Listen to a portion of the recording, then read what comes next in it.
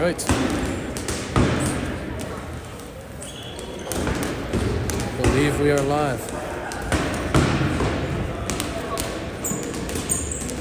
Still looking for it.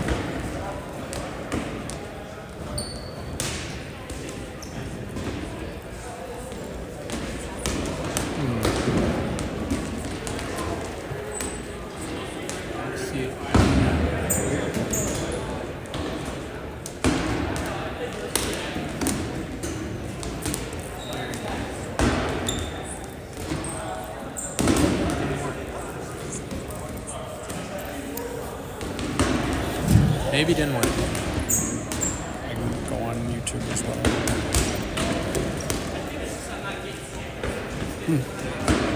Oh, you got it?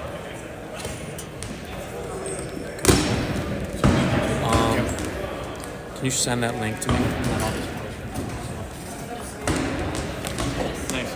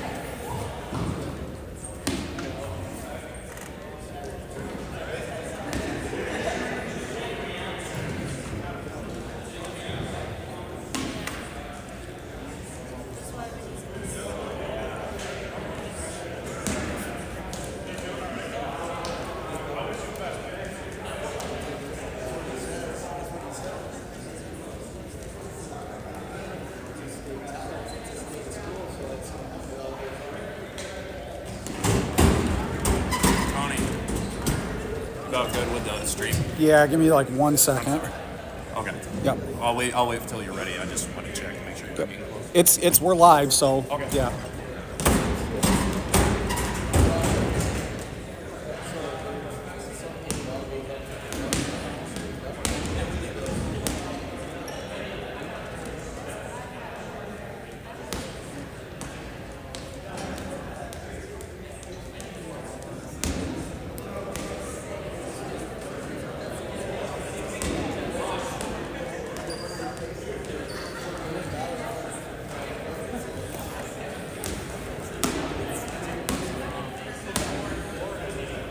All right, ladies and gentlemen, I am Tony Stumpo in the booth here. Thank you for tuning in. This is the Laker Labyrinth tournament here, live Allendale, Michigan, with the host Grand Valley State Lakers. First match of the day, they will be taking on Central Michigan. And then Central will take a break. Michigan State will come on and play the host Lakers, and then we'll round it out with the Chippewas and Spartans facing off in our finale today. So 3 straight games, a lot of action. Thank you for tuning in. Looks like we're going to get started in about 2.5 minutes here according to the main scoreboard, so stick with us.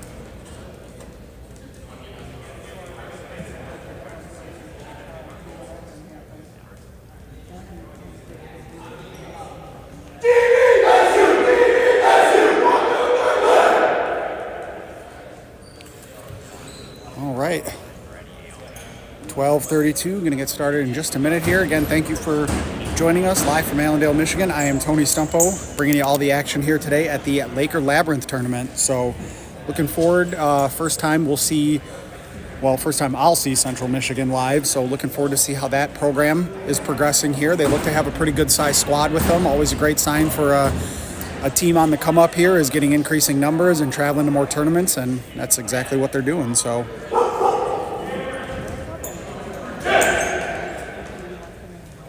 got a dog up here enjoying the action.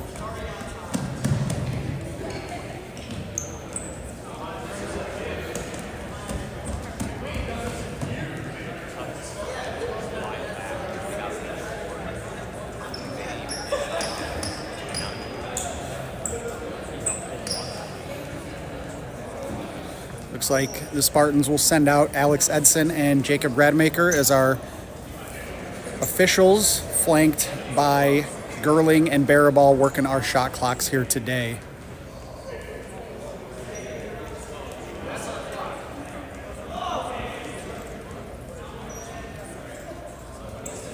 See if we can't get a little better angle there.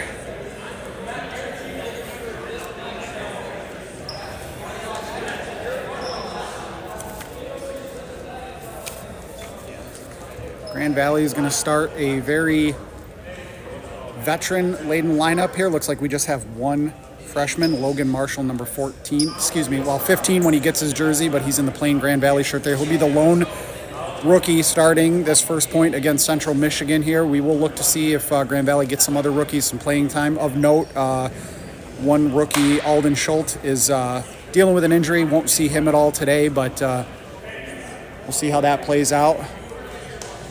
Central Michigan here on our left side, getting ready for first half action.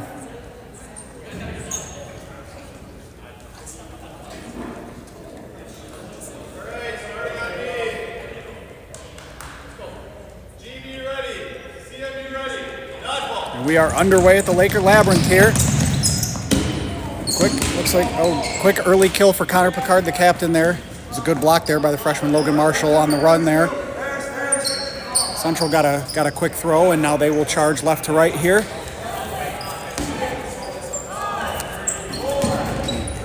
It was your Gaitis and Brown up there on that left side. Your Gaitis originally made a name for himself as a wiffle ball player, but has taken to dodgeball here now and is a standout for the Chippewas. Ryan Paddock just misses right at the bottom of the screen there on the counter throw, and the Lakers will retreat.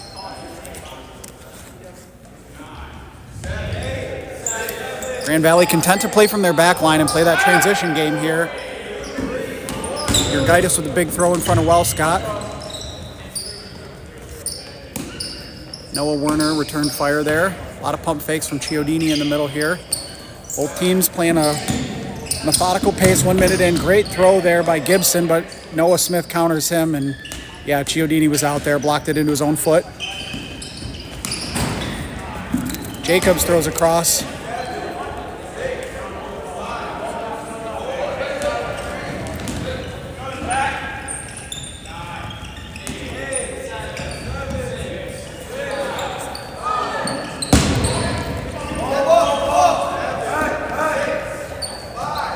So the Grand Valley basketball hoops from their home basketball games are down goes Brown. Great throw by Budai. Those will come into play a little bit because the base is there. That's going to cause a little bit of, I don't want to call it full on wall ball, but if you hit that, odds are it's bouncing back quick.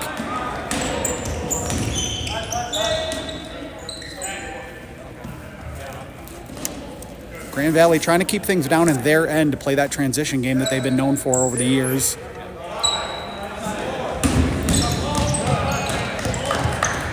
Another good transition kill there. That one from Burner there. Urgaitis, I think, tried to reach out and make the block for his teammate there. Couldn't quite make contact there.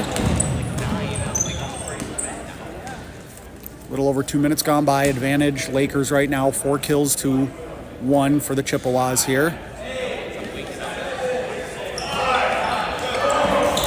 Throw in the middle in front of Paddock. Good block and then help. Noah Smith just sails one.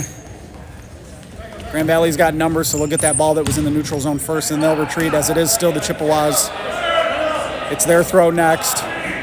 Urgaitis with a long throw. Walcott will return fire. Should be okay. I guess they are going to say it's Central Michigan's throw. I think based on the way the throw cadence went there, it should be Grand Valley by a second, but about even clocks. Paddock throws. Urgaitis is taken out. And then a miscatch by Jet there on the throw from Picard. So it's all Grand Valley early on here. And now they're going to have the Chips back on their heels here. Big team throw in the middle, nobody home.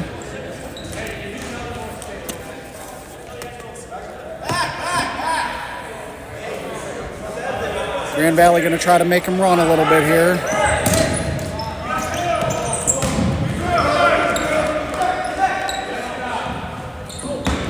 Big hit. Each Budai gets a kill there. Near the top of your screen, Matt, followed by Michael. Long throw in front of Matt Budai.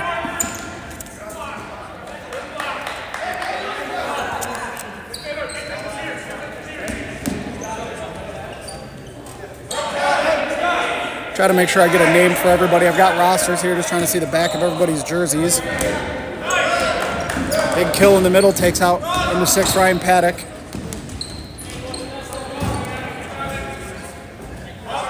Central Michigan's going to have to try to look for a catch or two to get back into this one, I think.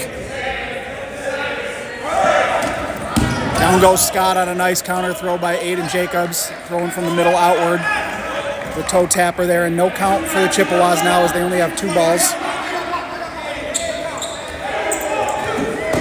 Team throw in the middle. That takes out Brewer. We're down to 2 Chippewas left.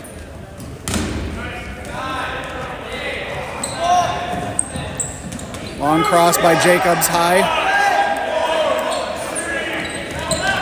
Down goes Michael Budai. Missed that one off camera. Just got caught reaching a little bit. Big team throw. And another. Takes him out. And that'll be it for the point. Grand Valley takes it in just over 5 minutes there.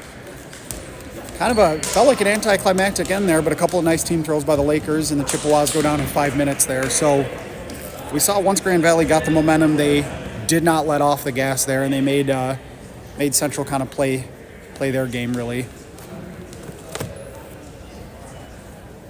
So good start for the host Lakers. We'll see what kind of adjustments Central Michigan makes.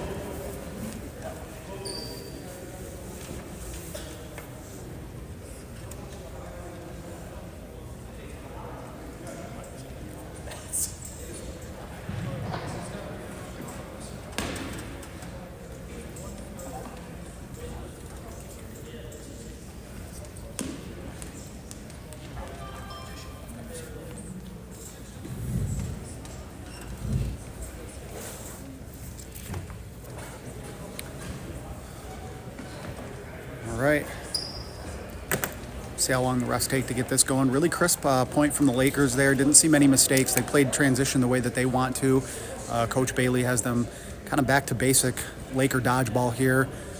But yeah, we'll see what kind of adjustments the upstart Chippewas make. Good to see them here with full numbers. Kind of post-COVID, it was rough for them, and they're seeing a bit of a resurgence here, and that's good to see for the league, good to see for the state of Michigan.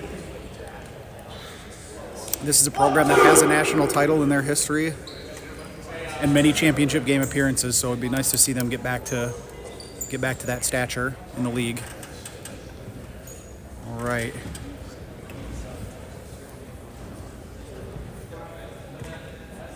In any case, we'll get going again. Looks like the Lakers are going to run that same 12 out there.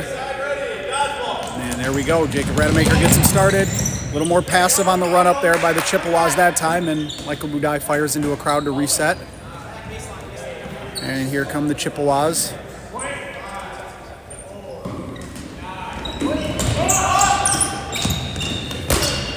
Cross throws, good block by, well, they're going to say that hit Gibson on the hand there. And he'll jog off, so.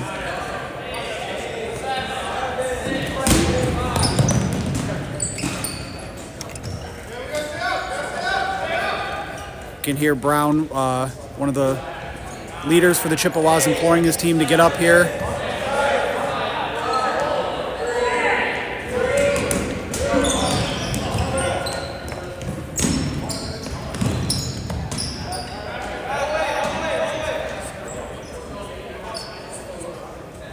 Central Michigan going to walk it up here.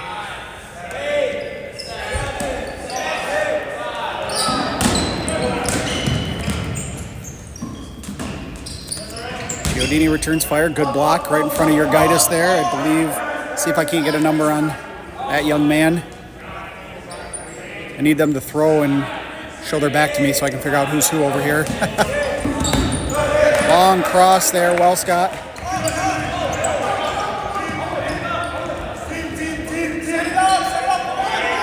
Grand Valley now with ball control. You can hear them saying team, so it looks like they're going to look for a team throw opportunity when they come up there next time. Long cross by Paddock. Central's got to keep their head on a swivel there. Grand Valley's throwing a lot of crosses here.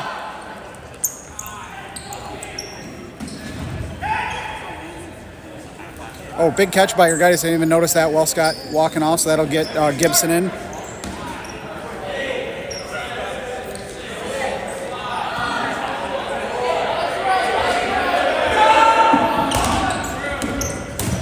Oh, long throw by Chris Kiewitz and takes out Jet. Jet missed the catch there at the bottom of the screen. Kiewitz knows he got away with one there too.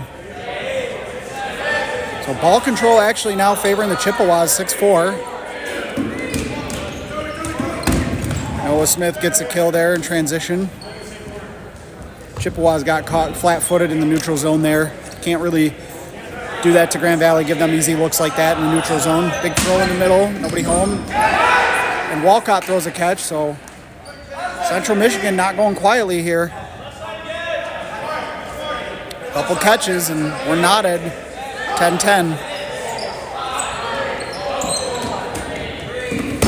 Down goes Picard. That's a trade there. Hansen and Picard go down. I don't know if you like that trade if you're the Lakers, but...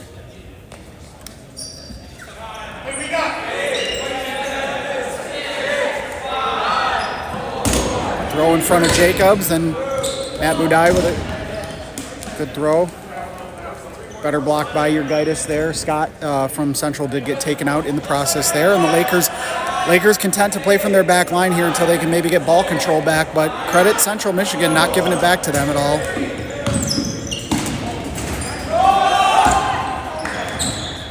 And Noah Smith got caught sleeping there. Long cross, and your Gaitis gets the kill. Got to call out those crosses. That's why I would say both teams have kind of neglected that part of the game so far. Down goes your Gaitis. Good throw there by Matt Budai at the top of the screen there. Matt Budai off to a really good start this season here. The returning All-American.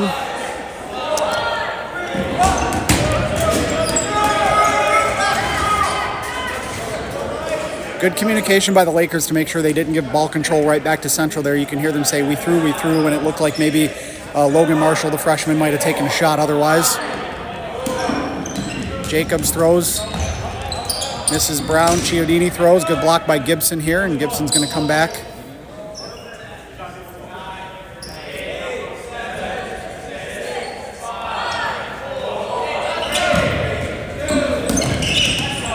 Weisler just misses the throw, or misses the catch in the middle there. That's a big arm for Central to go down, so the Chippewas got to be careful now. He's out, and so is Urgaitis. Down goes Logan Marshall, freshman, being a little aggressive for that one. Good kill by Gibson.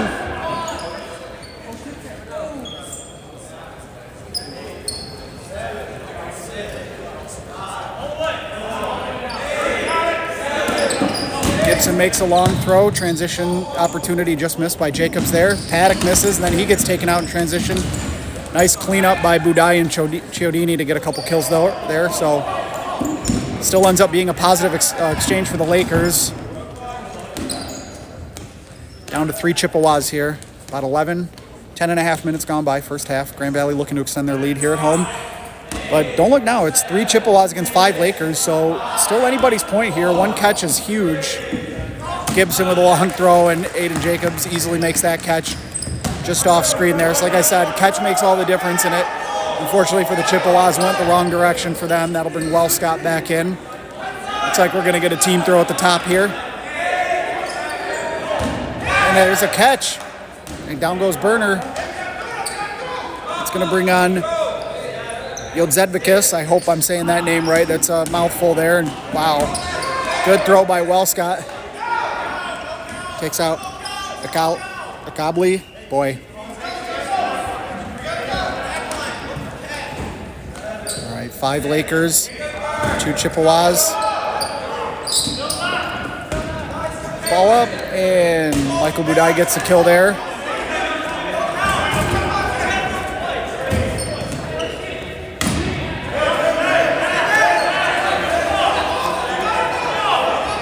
Yeah, they want to make him throw twice. And he hangs one, and Chiodini makes the catch over here on the close side. So just like that, the Lakers extend their lead 2-0. A little more methodical pace there, 13-18 to go. But Central Michigan made a nice adjustment, actually. I thought they were a little passive on the run-up, but that ended up being okay. The Lakers gave them ball control eventually. They just weren't quite able to take advantage. Too many trades, and a big rally there by Grand Valley to seal the point there. So Lakers grab an early 2-0 lead here. If you're just joining us, thank you for tuning in. If you could share this link, or like. If you're not subscribed to the NCDA, please subscribe to our page as well. That helps us get the word out for all of our events. We constantly have multiple tournaments going on different weekends, things like that. There's just nonstop action here in the NCDA.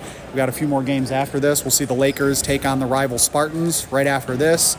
And then the Spartans and Chippewas, who've already played each other in a doubleheader this year, will play each other again later this afternoon. So stick with us. We're live here, Allendale, Michigan, for the Laker Labyrinth 2025.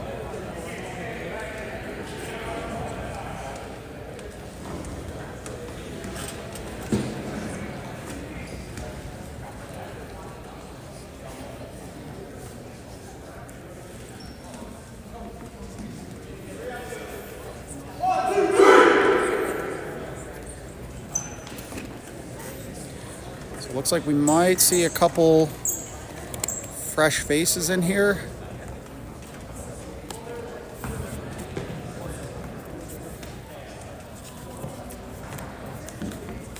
Looks like Chiodini is going to sit out. Paddock appears to be sitting out for Jeff Gabbert now. And it looks like Ryan Wellscott, the younger brother of Alex Wellscott, talented freshman, going to come in.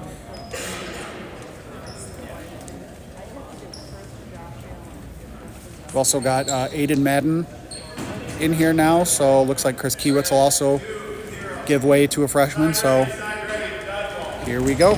Point number 3. All right, passive run up for the Chippewas again, and Jacobs will make the first throw and immediately retreat. So they're going to force Central up into their zone again. Grand Valley playing from their back line. Ooh. Big return fire there from Michael Budai. Kind of went a little high, almost caught it. Was number 17 Hansen there after he made the first throw for the Chippewas.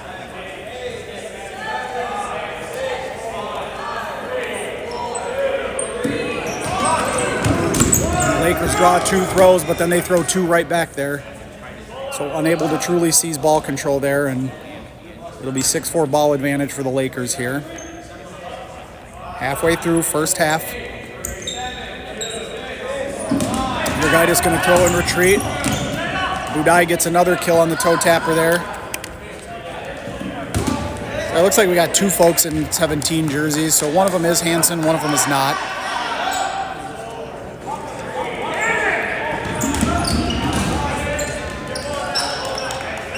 Yep, down goes Urgaitis. So really talented player. He's got a really big windup and a strong arm, but sometimes that makes him a slightly easier transition target there. So he's got to get some help from his teammates there.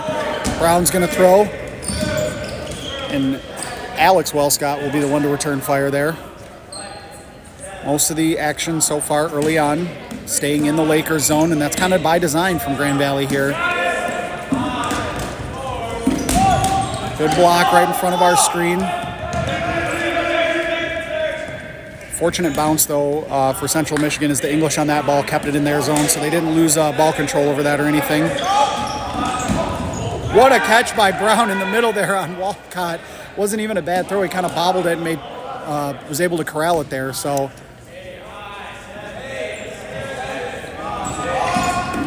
cross throw by Brown, and then Wellscott returns fire after Jacobs does, and you can kind of see a little bit of frustration on the Grand Valley side, kind of shrugging, wondering why they're throwing multiple balls like that.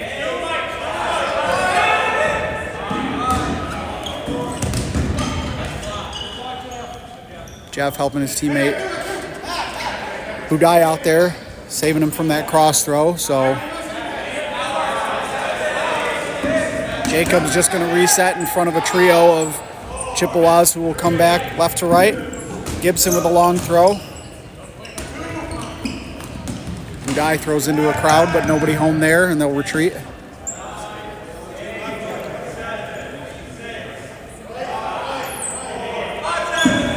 Oh, 2 throws by Central. I don't know if they wanted to do that. Noah Smith returns fire, gets the kill. Not the first time we've called Noah Smith's name today. Kind of made a name for himself a couple weeks ago in Chicago. Sort of took on that role of heel against the Barstool faithful there, and had a really good showing.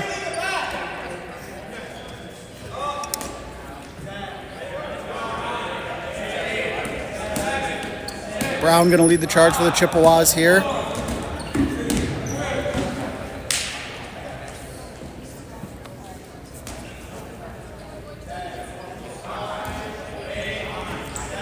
Yeah, you can see Grand Valley constantly applying this pressure, and that's a good throw there by Jacobs to hit number 40, Weasler. I hope I'm saying that right, in the foot.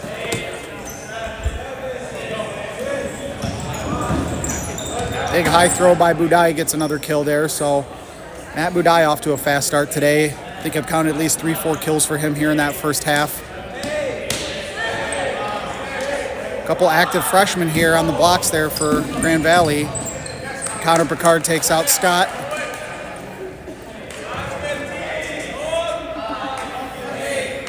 If you're Grand Valley, you've got some talented freshmen that have come in. You got to be happy with the size of the recruiting class after the last couple years. You haven't been able to secure very large classes. But Grand Valley is by no means in a rebuild. They're in win now mode with the amount of veterans that they have peppered throughout this lineup. They've got a lot of seniors and juniors here that are starting for them. And they know that, they're going to be relying on those freshmen to get kills next year. But this year, these seniors want to go out on top.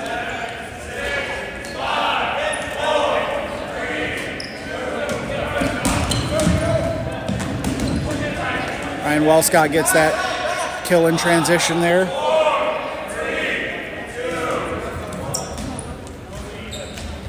Here come the Lakers.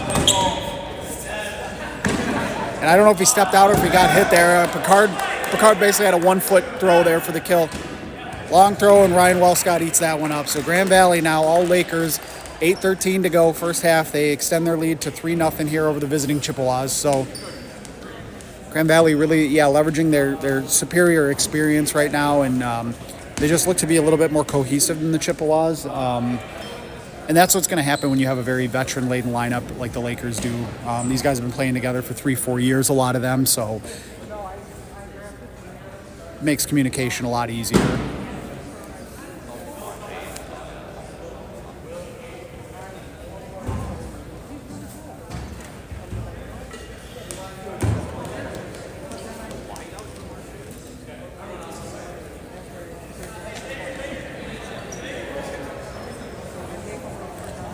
So if you're new to college dodgeball at all, we, thank you for joining us first and foremost. It's one of the greatest games on the planet, if you ask me.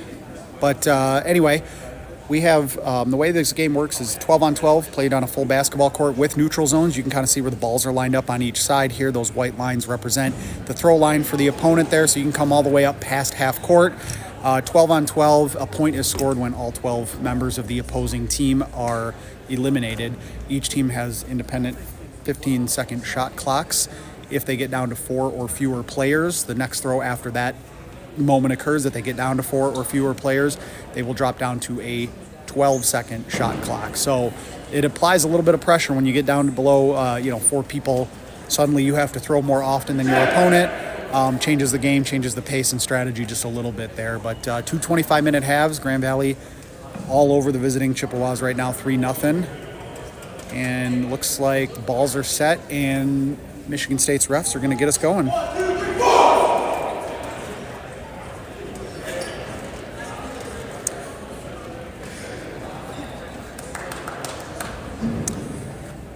Looks like the Dolphins just beat the Commanders. That was the game over in Spain, I believe. Yeah, Madrid. So NFL trying to go global there.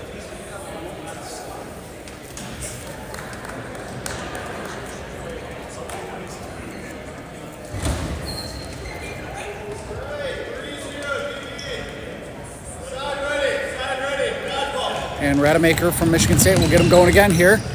Ooh, Central took the early shot there. Jeff Gabbard was able to kind of slide down below that. Chris Kiewitz will make the initial throw for the Lakers, and then they'll retreat. Who's Tony?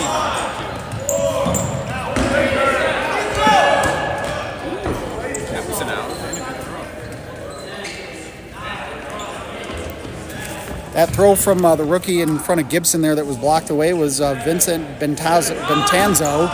That's another one of those freshmen here for the Lakers. So Coach Bailey starting to get some new names, fresh faces out there, get some game experience for this freshman class. Michael Budai is checked in. Danny Sweat is checked in. Will Hutcherson, senior, is checked in.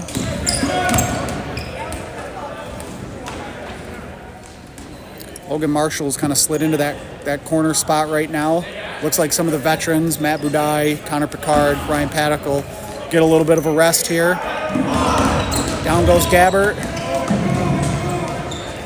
High throw by the younger Wall Scott there, and Central Michigan sees some of these veterans for the Lakers, and they're going to look to take advantage here. They got 7 minutes to try to get a point here. See if they can't get this. Nice catch by Kiewitz off his calf there, kind of went down, and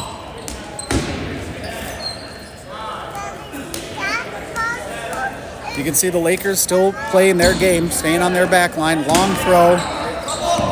Central Michigan hasn't really wanted to come all the way up to the throw line here because of Grand Valley's transition.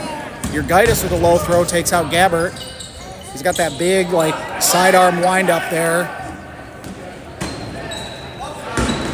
Walcott flanked by a couple of freshmen there, going to anchor this left side. Gibson throws in front of, return fire there. That was Maiden. He's got to talk to people. He's got to tell them what's happening. Walcott with a nice throw there, better block, right in front of our screen. The block was made by Emeka Enegbu, which I believe that is the first time we have called his name here so far. Ooh, almost a catch. It kind of bobbled in between the blocking ball and his legs there. That would have been Brewer from Central there, but Kiewitz nevertheless gets the kill. Walcott with a high throw, blocked away. 5.5 minutes to go here. Central Michigan trying to claw their way back into this one. It's been all Lakers so far, 3-0 at home. Good throw there, takes out Adam Budai, and yes, you heard that right. That is the third unique Budai that we have called out here. So we've got 3 Budai brothers playing for the Lakers at one time here now. Kind of a dodgeball family dynasty here. Jurgitis with a long throw. Ryan Wellscott buzzed the tower, just missed high there. And now you can see Central Michigan's going to try to draw the Lakers up.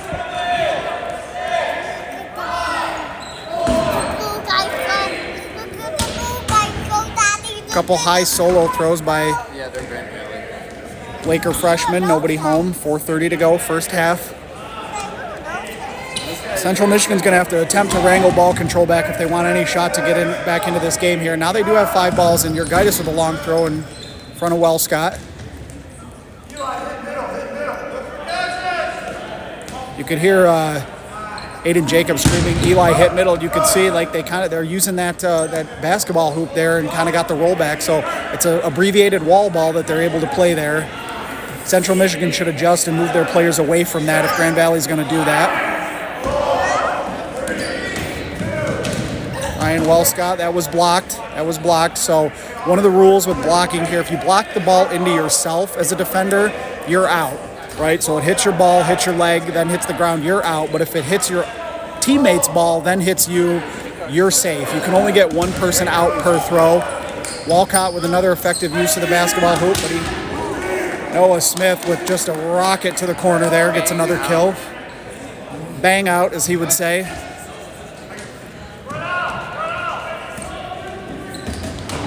Team throw up top. Oh, they're going to say it got Jurgitis. He didn't think he got hit. Walcott tried to catch a Chippewa sleeping there, trying to get a ball. Now Grand Valley might smell blood in the water here. We're down to 6 Chippewas. Still 3 minutes. Wow, what a catch.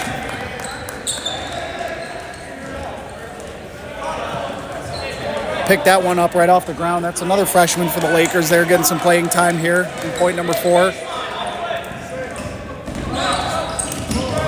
Good throw by Wellscott. Another foot shot. And now you're going to see that the Chippewas are going to be down on that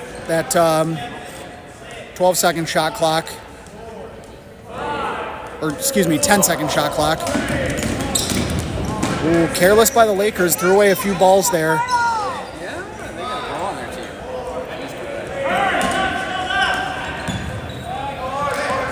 You could hear Ryan Paddock there communicating it's still them as if they would have another throw, but down goes Gibson. So Walcott said, doesn't matter.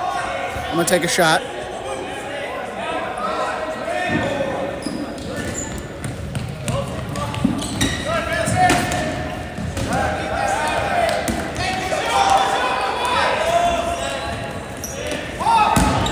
Great throw there.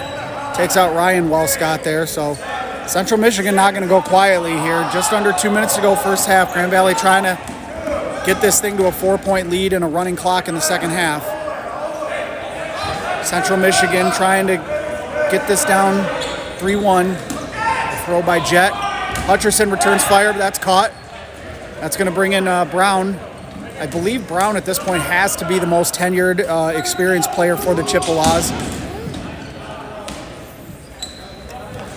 So that's a big catch to get him in here. And if you're Central, you're down right now. I don't know that you can be over-aggressive to try to get this point. You may just want to try to get this thing to halftime 3-0 instead of 4-0. And you still got 8 Lakers on the court on the other side and only 4 Chippewas.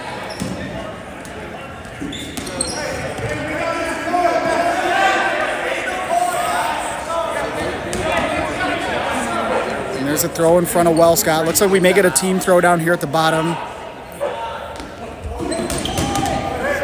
Walcott never got the throw off, so Kiewitz gets a solo kill on Jet there at the bottom. Good dodge by Brown there. Little off time on the team throw there by Walcott and Madden. I'll have to get a clarification on how to pronounce that. 35 seconds. And Walsh. Oh, Brown with a great catch falling down. That might be enough to get the Chippewas to halftime to only down 3 instead of 4 here. And another catch by Brown. Well, now step on the gas if you're the Chippewas, right? And he throws and he takes out Noah Smith. 11 seconds, 10 seconds. They don't have time. I don't think they realize the time. If I'm Central, I'm just unloading right now, everything. And that'll do it. That'll get us to halftime. I don't know if Central Michigan realized the time it was getting that low, but Brown made a couple catches, and they got right back into that point. I mean, another minute or so to go, and they might have been aggressive and tried to take that point. But nevertheless, 3-0 Grand Valley State here at home, defending their home court. We'll take a quick, about 5-minute or so halftime here, and the action will restart.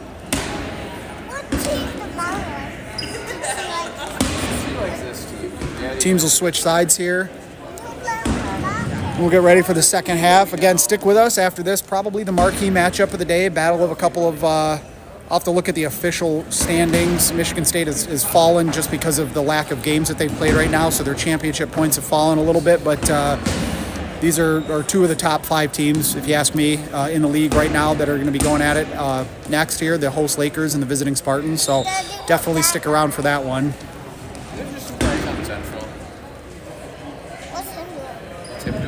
They're probably going to the bathroom, getting a drink of water.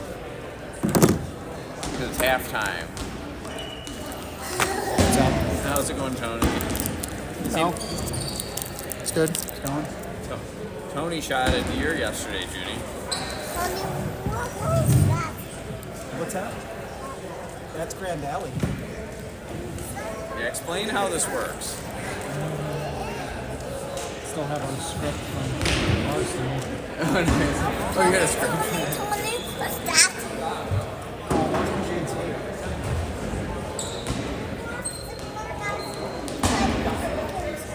What's that?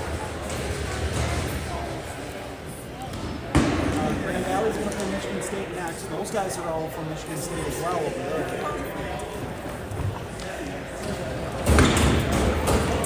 Careful, buddy.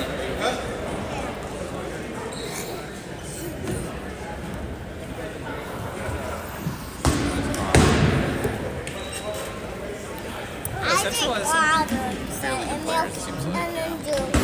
Not enough, but... Oh, sorry. No, it's all right. No, there's a couple of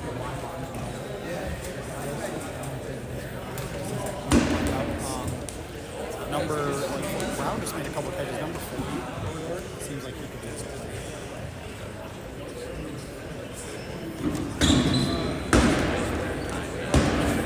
Hold on to the ball one. Maybe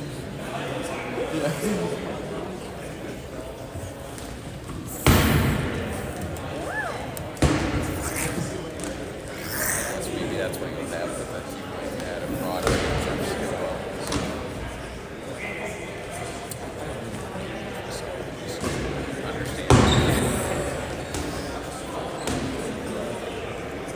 Although, that guy scores those goals very easily fall from catches and end up losing.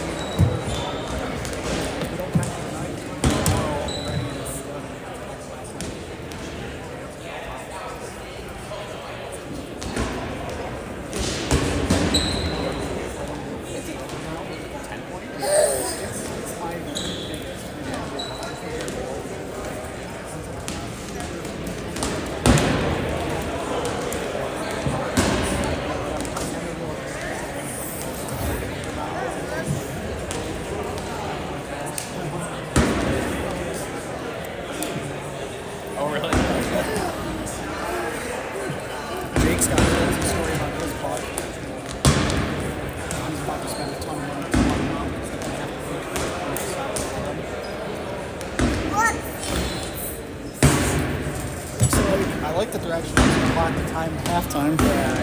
Alrighty. We're going to be coming back. Looks like less than a minute here. We'll get the teams lined up and rolling again. So, again, thank you all for joining us. A college dodgeball Sunday here, live from Allendale, Michigan. Again, I'm Tony Stumple. Thank you for joining. We got 3 matches today. We are halfway through match number 1. It's all Lakers right now over the visiting Chippewas, 3-0. We will see the same Lakers here stay on the court, take on Michigan State. They're bitter rivals who they lost to in overtime earlier this year. So we'll see if the Lakers can avenge that away loss here at home. And then we'll round out the day with the Chippewas and Spartans going at it again. So that'll be their 3rd matchup, I believe, between those 2 teams. They did play that Tuesday night doubleheader, which was great. I absolutely love when teams play weeknight doubleheaders. It's great. I wish more teams in the league could do it.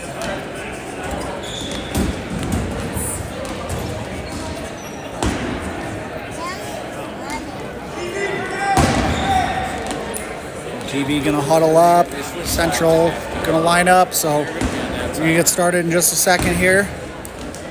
Second half action coming your way.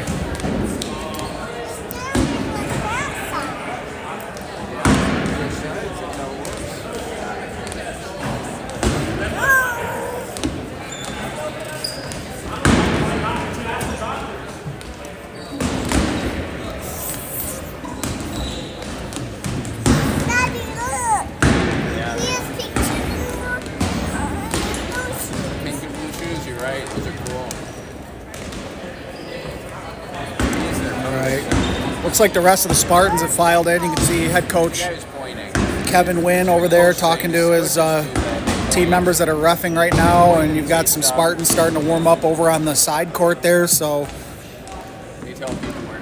Grand Valley will be warmed up from this game and ready to go, obviously. So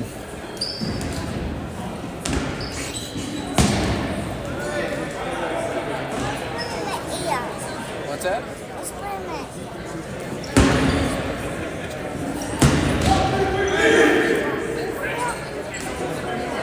So one little rule caveat, if it does get to a 4-0 lead for the Lakers here in the second half, as long as the lead stays at 4, we will switch to a running clock. Matter of fact, I need to reset the time there. And let's see. Settings, we got second half. Perfect. Each team still will get 2 new timeouts here. I don't think either team even used a timeout in the first half, but anyway. 2 timeouts per half. Grand Valley up 3-0, and Edson and Rademacher will get us rolling here. So, and we are underway. Central sent somebody for that ball, and even though he didn't get it, it might have been a dead duck. Grand Valley let him off the hook, and instead they just make a long reset throw. So, your Gaitis going to lead the charge here. He's going to wait for help. He's now flanked by Brown. Looks like Gibson will take the first shot. Quick kill there for the Chippewas. Ryan Wellscott resets.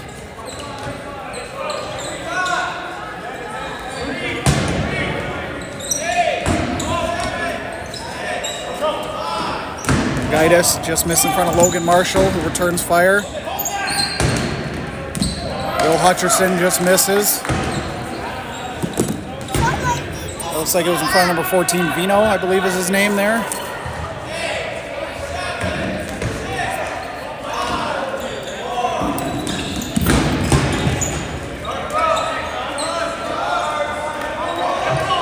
I do see a few Chippewas with, duplicate jerseys here, teammates sharing for younger guys, and so probably I'm getting a few names wrong, so I apologize for that. A couple quick kills there for a pair of freshmen from GV. Take out your Gaitis and Brewer. And down goes Budai. Nice throw there by Weasler. Down goes Wellscott. So Central Michigan kind of thriving in the chaos in the neutral zone there a little bit. Maybe that's what they need to do. Maybe they need to draw the Lakers up into the neutral zone and take advantage. Good throw by Brown. Adam Budai misses low, and then Jeff Gabbert blocked that one first. So Budai is not out. Wellscott then gets counter. Nope, just missed.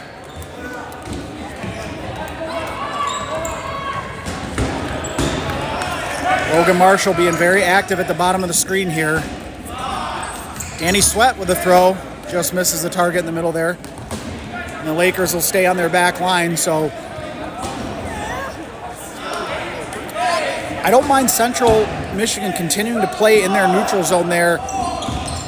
You know, if they're going to keep Grand Valley backed off and down goes Hutcherson. If they can keep Grand Valley backed off in the transition game, but if they stay in the neutral zone and play flat-footed and allow Grand Valley transition kills, then, you know, obviously I don't like that strategy. I'd like to see Central maybe moving up and down with a purpose.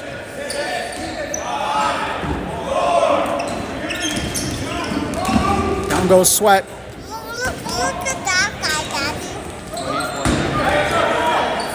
Daddy. Central Michigan gave away ball control but got another kill out of it, and Jacobs will simply reset there in front of Vino and Jet. He's Jet. not warming up.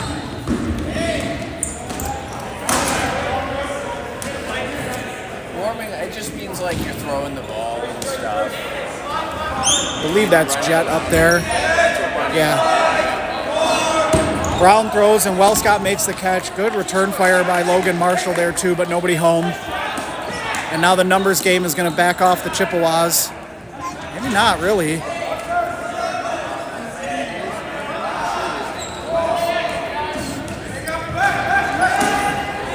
Good on Weisler to there to kind of hang tough there when he had a trio of Lakers staring him down. But ball control back now with Grand Valley here, and yep, here comes that transition game. You know, pretty good help by Gibson there, drawing a throw to the middle instead of his teammate who didn't have a blocking ball. So coming up on 4 minutes gone by, second half, methodical pace here. Central Michigan had the early advantage, but now ball control is with the Lakers, and they've been able to take advantage so far. Looks like it's 7 Lakers, 8 Chippewas here, so slight advantage, but ball control on the side of the Lakers. Aiden Jacobs with a catch, and that'll turn the advantage right back to the Lakers. Plus, they got that bounce back from the basketball hoop. So Central Michigan's got to get away from that basketball hoop.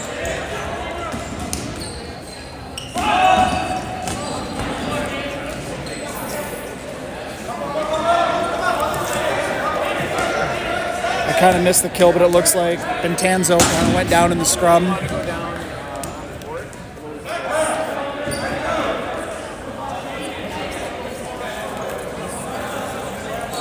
I'm going to say that's actually pronounced Veno, not Vino.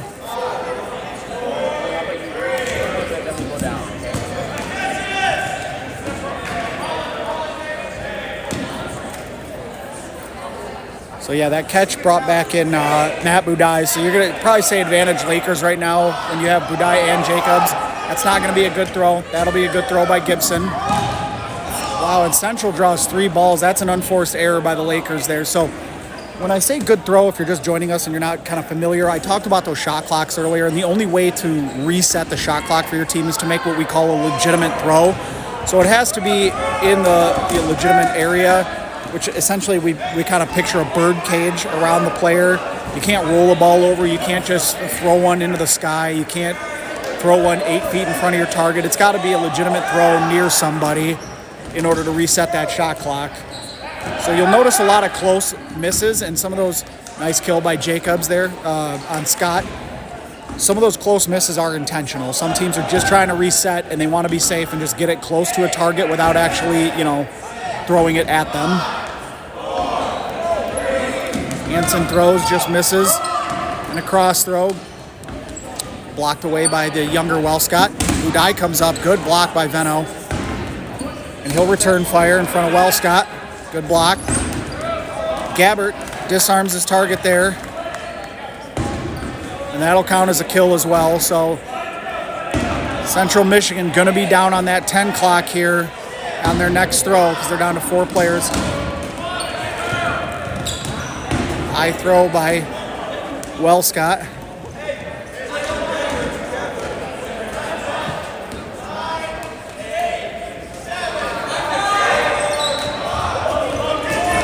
Logan Marshall almost kind of dodged himself into an out there.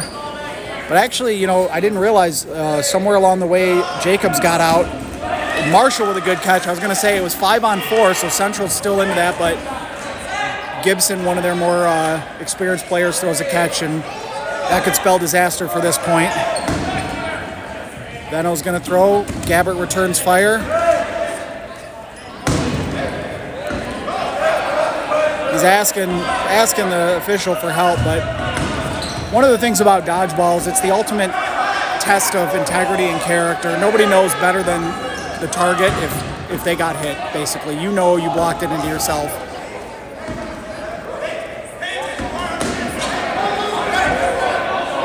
Okay, they are calling a balls over. You want to go down there? Whoa, careful, bud. Alright. They got to stop the clock. Okay. A few extra seconds ran off there. So like I was saying, that shot clock rule there and making a legitimate throw, you can see freshman Logan Marshall tried to come up and make that throw. The ref said it wasn't close enough, so it was not considered a legit throw. Does not reset the clock. The other team gets awarded all the balls. So this is not a timeout, it's just a ball's over.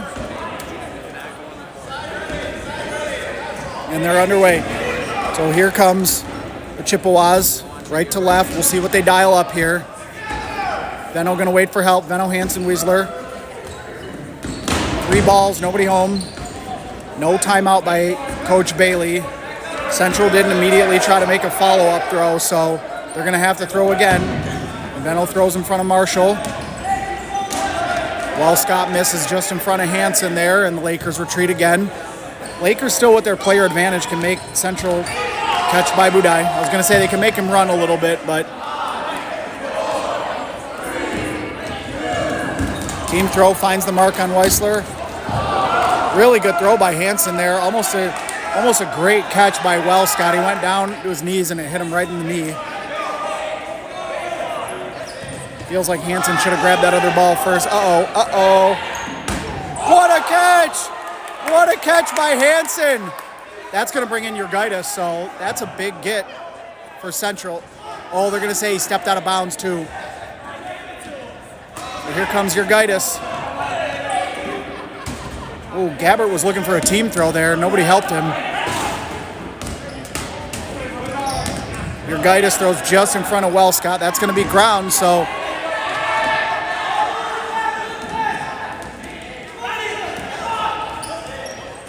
Scott waits for help. Team throw bounces in front of Jurgaitis. They're going to say nobody hit him. And down goes Jurgaitis there by Gabbert. That was a good spot by Gabbert there. Any closer, and that's maybe a catch. Jurgaitis is a talented player with good hands, so that was an absolutely insane catch there on Budai by Hansen. If he could have stayed in bounds, Central Michigan had as good a chance as, they would have had to take that, as good a chance as they've had all day to get a point, I should say. So I did mention we would go down to a running clock if it got to 4, so 15-20. If you're Central Michigan, you're kind of telling the refs, hey, let's go, let's hurry this up.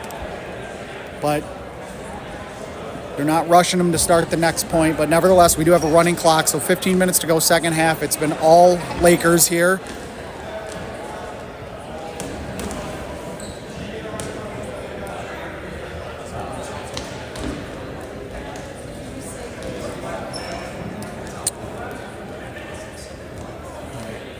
We'll see if Coach Bailey brings in any more of the veteran players. Maybe he doesn't want them to get cold for Michigan State, but also doesn't want to, wear them out before Michigan State. There's kind of that rest versus rust type theory here, but we'll see what they do with the 4-0 lead here.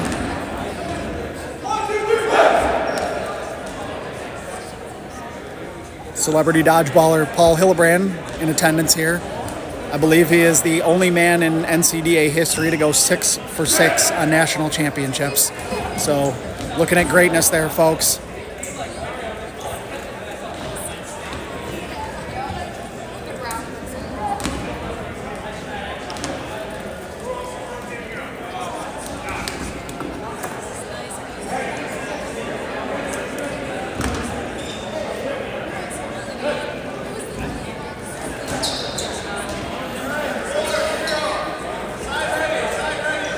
And here we go.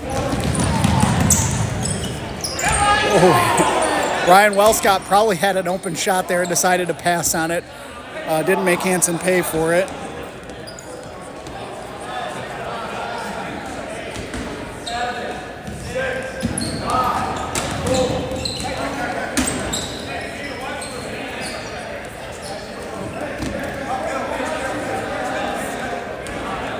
Urgaitis, Scott, Hansen with balls here in the middle. The pump fakes are being pretty effective for the Lakers right now, and Urgaitis throws into a crowd in the middle. So again, Grand Valley going to play that transition game, and obviously with a 4-0 lead, it's not like the Lakers are in much of a hurry to do anything anyway. I think they're going to just sort of lay back. What a catch by Danny Sweat there on Hansen.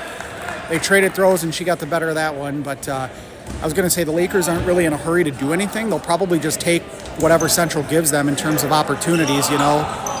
They don't need to rush anything with a 4-0 lead. Oh, Picard almost ran himself into an out there. And now Central, the Chippewas just can't get back.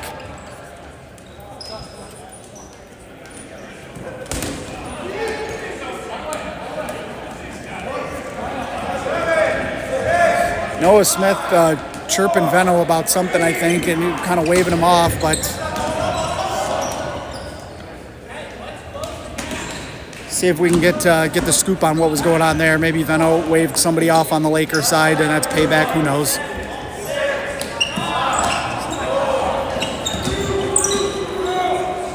So Noah Burner, I feel like he was maybe questionable coming into today. I believe he had like a issue with his elbow. I know that held him out of a couple practices, but maybe they're just kind of doing load management in practice and protecting that elbow so he can play in games. Haven't called his name a ton today. Maybe that's, you know, he's not taking many throws because of the injury potential there. 5-5 ball count for the Lakers and Chippewas. Urgaitis throws one high into a crowd. Gibson let one go too. Nobody home on either side. Grand Valley returns with 2 throws.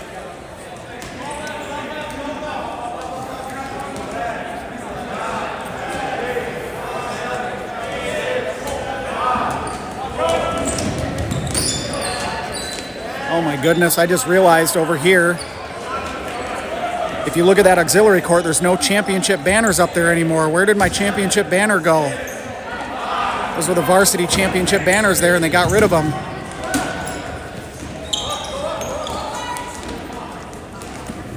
Urgaitis throws and Budai catches. That's Adam Budai, the youngest one. Like I said, we got a little a budding family dynasty here as we got Matt, Michael, and Adam Budai all playing for the same Lakers squad here today. Brown's going to throw, return fire, good spot there by Budai, and he's having himself a point now with a catch and a kill.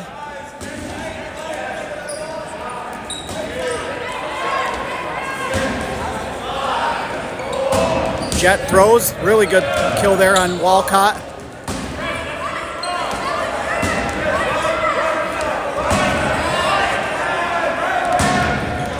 Coming up on 10 to go here, second half. All Lakers 4-0, defending their home court. Ryan Wellscott gets a kill there. Climbed the ladder a little bit there for that one.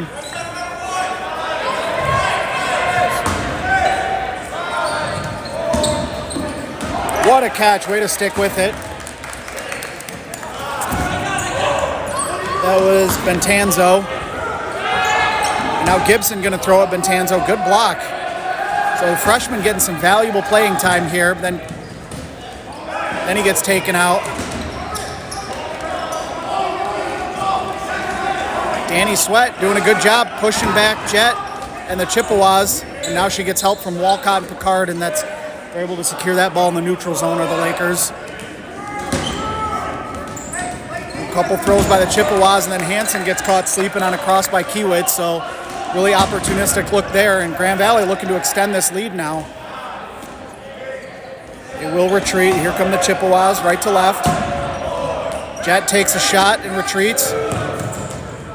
Good help on the block there. Grand Valley got the transition look that they wanted on the unarmed thrower after the fact, but good help.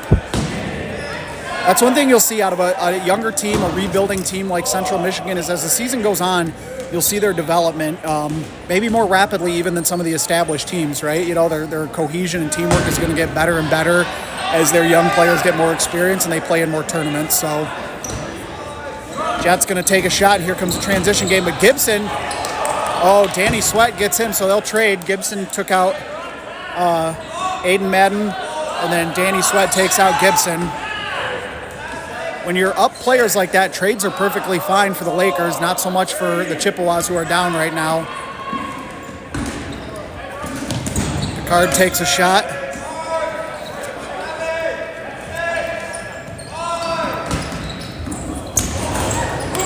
Down goes another Chippewa. That's number 77. But that's not Gibson. I do believe that's one of their freshmen. Oh, good. Calvin Ridley got carted off, so he's been injured all year. I put him back in, and then he gets carted off. Prayers up, though. You never like to see a player get carted off. Uh-oh. Ball's up. Scott could not track that one. Adam Budai kind of hangs one. That's caught. It's caught by Jet.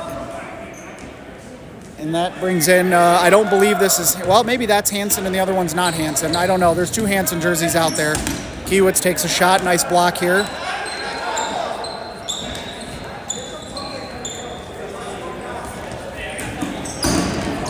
Good low throw in front of Logan Marshall. And now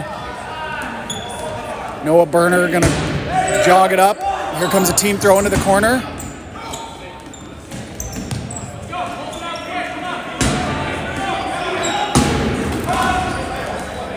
Team throw gets Jet up at the top there. Ooh, the Lakers looked like they were going to retreat, but then they stay up when that ball. They saw that ball in no man's land, and they didn't want Central to get it. So good heads-up play.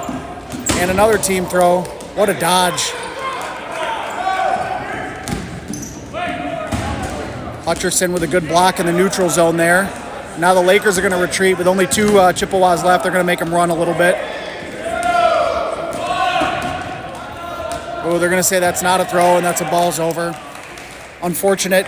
I don't think he missed by a ton there, but I think that's the right call by the officials to say that that was not a legitimate throw to reset the shot clock. So it's not a timeout. Coach Bailey will probably just point out a couple quick things here and let them fire. Maybe he did call a timeout because I do see the clock stop, so we'll adjust to match the official clock. 6:32 to go. Second half.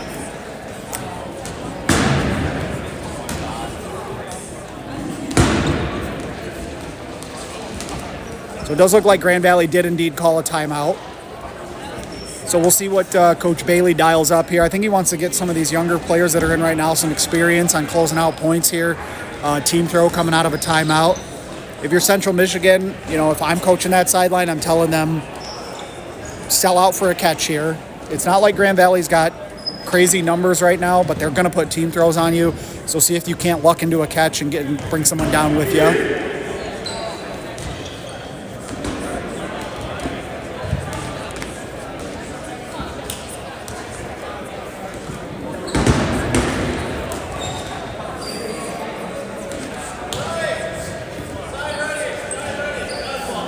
Here we go. Lakers will charge left to right. Really nice dodge there in the corner. Slow, then another team throw. That one connects at the top. Oh, he went to the well one too many times on that dodge there. Seemed like they kind of knew he was going to go low. All right, coming up on the 6 minute to go mark, second half. And it looks like Grand Valley's going to take another timeout. So 5-0 Grand Valley, 6:07 to go, second half. Coach Bailey just wants to talk it out. Probably tell his team, like, you know, 5-0's insurmountable at 6 minutes here. Don't go crazy or anything. Save yourselves. They got, you know, game of the day, match of the day coming up next here against the Spartans. Central Michigan, they just probably want to carry some momentum into their match with the Spartans, and they're going to say, hey, let's go out here with our hair on fire and see if we can't get one and get some momentum here. They'll be off on the next queue of games, but if they make something happen here, figure something out, get a point, that could help them going forward.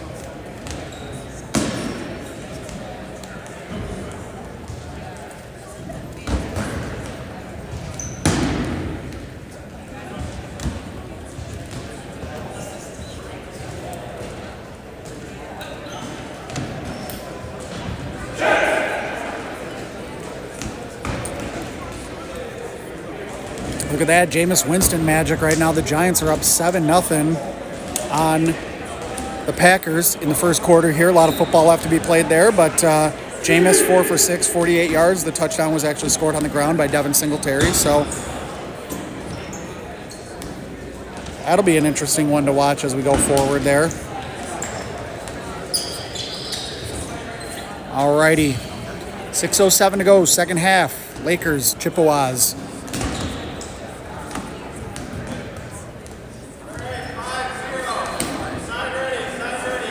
And here we go.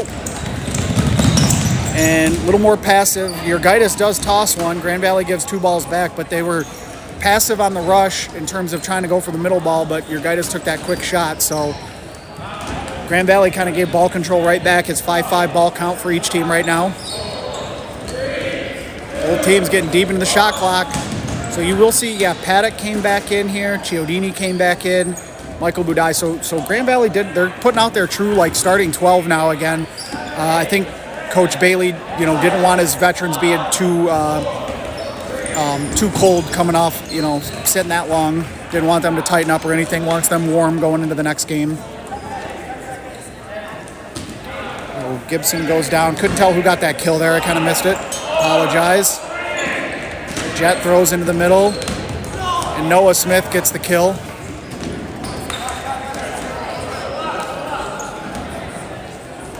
Noah Smith kind of, still figuring it out, but arguably one of the more talented players on that Laker roster. Oh, what a catch. Matt Budai.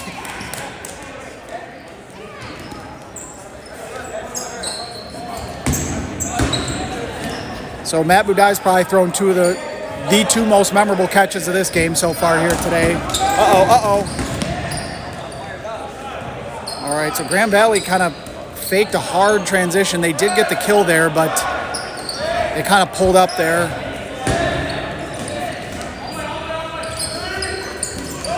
Long throw into traffic by Brown. And Gibson throws.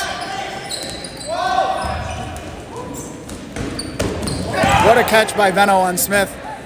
So Central Michigan's kind of found something with their catching here. They've made quite a few catches, in this game. I know the scoreboard obviously doesn't indicate that they've been, but still. I mean, they're hanging in there. Brown's got some catches. Down goes Chiodini. What a dodge by Brown, and just one too many throws at him.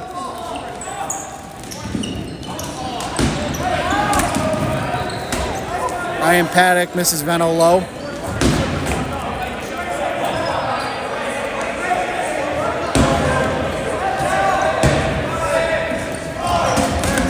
A little bit more action than I think the Lakers had kind of bargained for here coming out of that timeout with a 5-0 lead. I sort of thought they might just chill, but Central with their catching is really taking it to them here. Down goes Urgitis in the corner.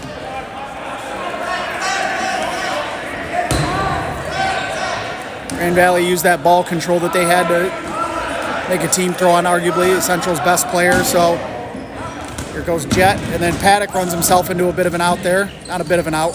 And out. Well, Scott misses low at the bottom of your screen here. So 3 minutes to go. Central Michigan trying to get a point and get some momentum heading into their next match. Got 6 Lakers left. Long throw in front of Gibson by Jacobs. And here come the Lakers. Down goes Venno. Budai just misses. Kiewicz draws a throw, and then they're going to get that throw in the middle. Down goes Gibson, down goes Jet. So just like that, Grand Valley's turned it up. Kiewicz with a kill, and that's 3 kills in about 6 seconds for the Lakers, and that may squash any momentum that the Chippewas had.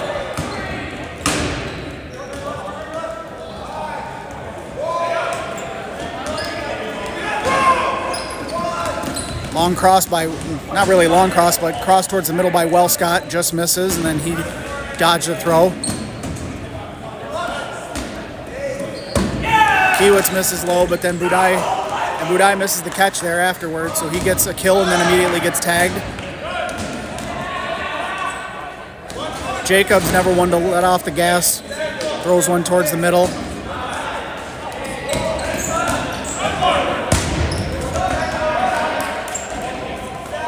Scott gets a kill there. So Grand Valley playing with a little bit of reckless abandon here, but they kind of, I think they figure, why not? Let's get this point now. Another close miss by Jacobs there towards the middle. Team throw at the top misses by Picard and Burner. Then Jacobs, good block. Whoa, what a catch. Are they going to say that was a catch and then he threw the ball in, or? I don't know. They did. Okay, they did call it a catch. The way he kind of tossed the ball back in since he was falling out of bounds, I wasn't sure if he had like completed the process necessarily, but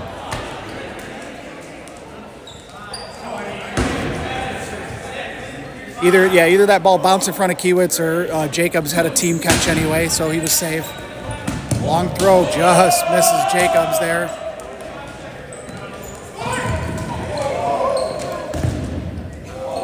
Down goes Jacobs.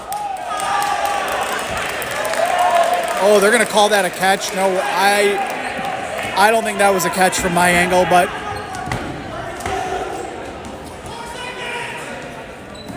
uh-oh. Yep, Grand Valley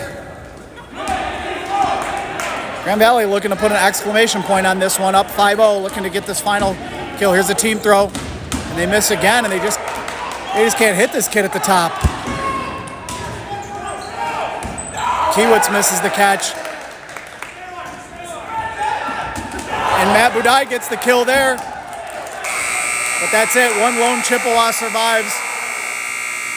And Grand Valley will take this one 5-0 to open up the Laker Labyrinth 2025. So stick with us. Match of the day coming up. The Spartans will come on the court for the first time this afternoon here, live from Allendale, Michigan. Good start for the Lakers, and they'll go to the handshake line here. Good effort there from the Chippewas. They hung tough in a few points. They really made, the scoreboard obviously looks pretty lopsided, but Central Michigan really did make them earn it in a few of those points. And this is good experience for this squad traveling and facing a couple of top 5 teams here. So obviously we'll see more out of them later. They're going to grab some pine right now and send out a quartet of refs for us, and we'll get started in just a little bit with Spartans and Lakers.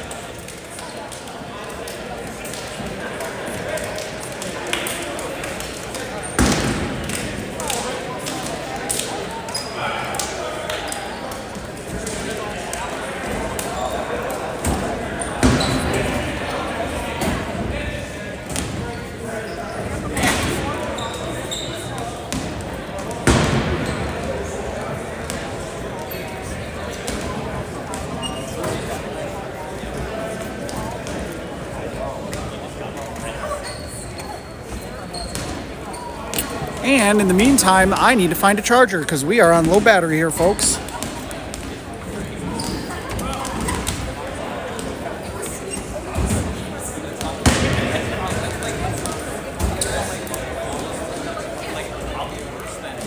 What's up?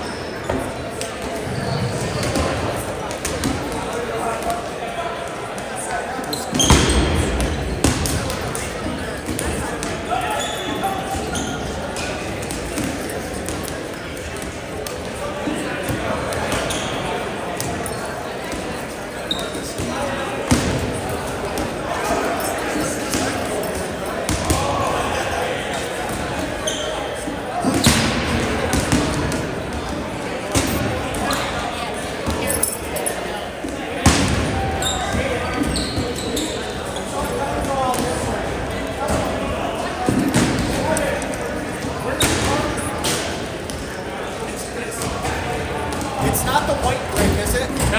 No. Kevin, this uses the old iPhone charger. That's a USB-C. No. There's one up on the table. Oh, all right. Hey, do you want an interview? Central? It don't matter. I'll grab you a circle. Kevin, don't worry about it.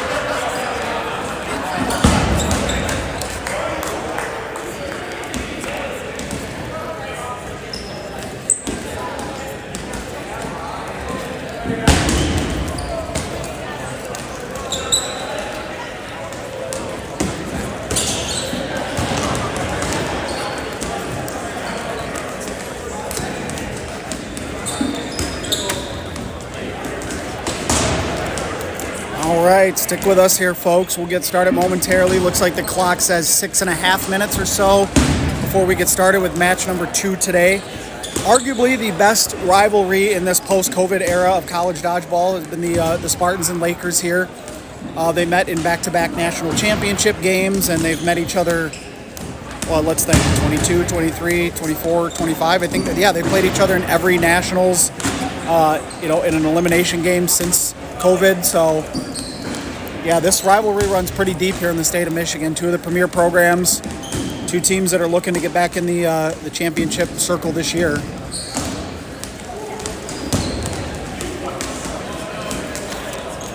As I look at, these rosters, I see lots of upperclassmen. I see lots of seniors and juniors peppered across the lineup for both teams here.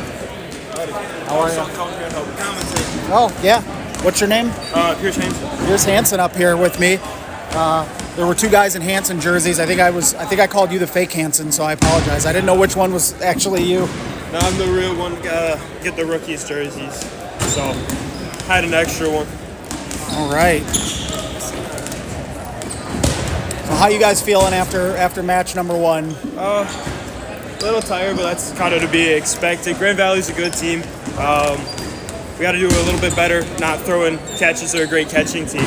A little bit different skill sets, Grand Valley and MSU, though. We played at MSU earlier this season. They're a lot faster throwing, and Grand Valley's a lot better at catching. So it's going to be an interesting matchup, at least for this one. And then also trying to switch focus for next game coming up after this one. Switch focus to catching more speed rather than making sure we're not throwing ourselves out, but we got to still make sure we're doing both. Yeah, good observation there. I mean, you could almost say that if you consider Grand Valley to be one of the better catching teams in the league and Michigan State one of the better throwing overall, then it's strength against strength here today, and it's just going to, who makes fewer mistakes is going to come out with the win. That's a great way to put it. Fewer mistakes and also capitalizing on some of the other ones, because not making mistakes is just one half of the battle. If you make a mistake and the other team doesn't capitalize, you're not punished for it, but both these teams are going to try to punish you for those mistakes. Correct. All right, about 4 minutes to go here before we get started. Second match of the day, Michigan State, Grand Valley State here, live from Allendale, Michigan. Michigan State, this is only, I think, the 4th game they've played so far this year. They played Grand Valley early in the season, the doubleheader that we just mentioned against the Chippewas that are here today. So this is some valuable experience for the Spartans. Although, like I was just mentioning, they have a pretty veteran-laden lineup here, so you'd probably argue experience isn't something that they necessarily, need. I mean, yes, they want to get experience for their younger guys, but this is a very experienced team overall.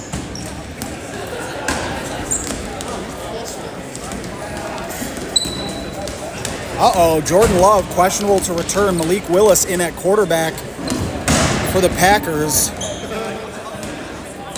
Looks like maybe Bryce Young got hurt too, so.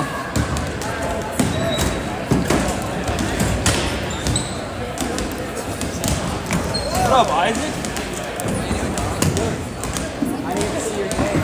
Yeah, you game a little. You know it's good when all of your fantasy football alerts are just for injured players and not touchdown scorers. I'm sure some folks listening can relate to that. Tony's every man.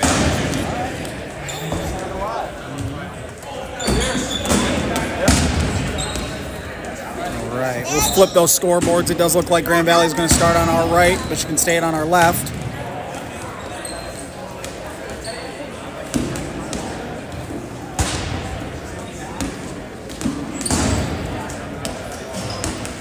That's my neighbor. He have coach named Kevin. I have coach named Kevin. That's NCDA legend Paul Hillebrand coming up here in the booth, adding some comedy here. Yeah. Make sure your voices are spaced.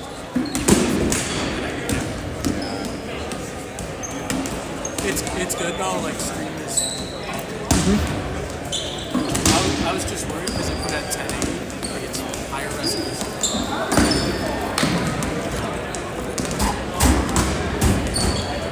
A little under 2 minutes before we get back into this one. Still warming up.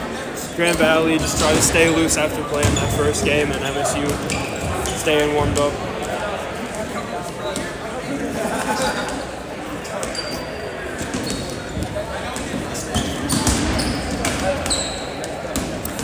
For those of you just joining us, yep, as we mentioned, about a minute and a half to go here. Spartans and Lakers will take the court. This is going to be our second game here from the Laker Labyrinth 2025. Grand Valley coming off a 5-0 victory against the visiting Chippewas. Chippewas will now send out a quartet to ref.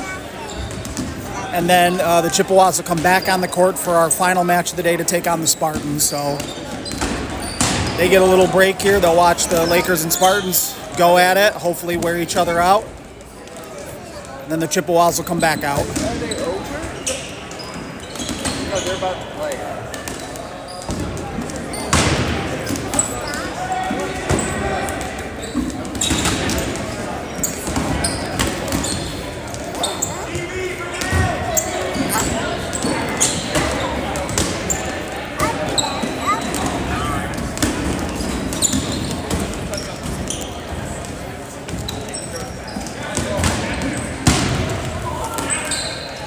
So some new rules were passed in the league a couple of years ago for fall rosters where, normally it's 12 on 12 and you can roster, I believe it's up to 18 players for a single tournament or single game.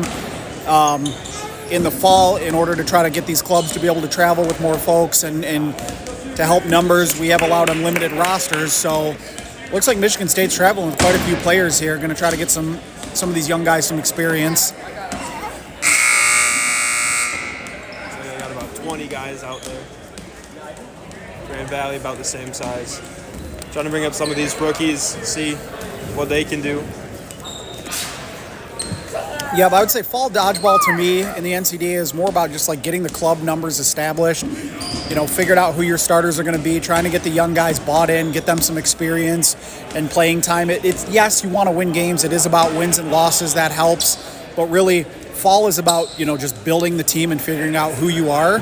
And then that second semester is when you really try to, put the hammer down and start getting some wins under your belt. That's when we have cup tournaments, more rivalry games going on as we build into nationals. So, all right, captains are going to go ahead and shake hands and break, and we're going to get underway in just a minute here.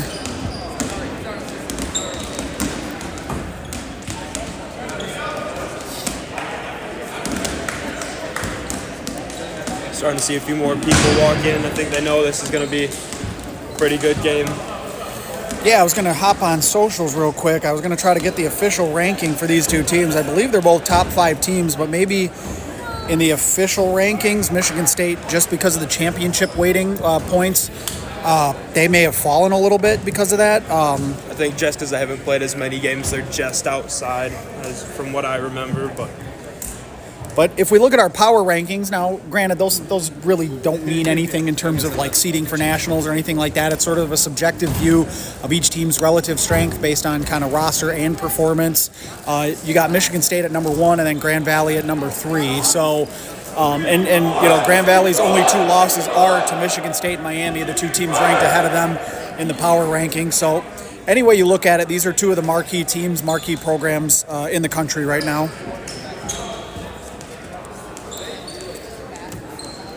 Just finishing setup. MSU's taking their positions. Grand Valley's still finalizing some logistics with their team. Looks like they're about to break soon. And we'll get underway.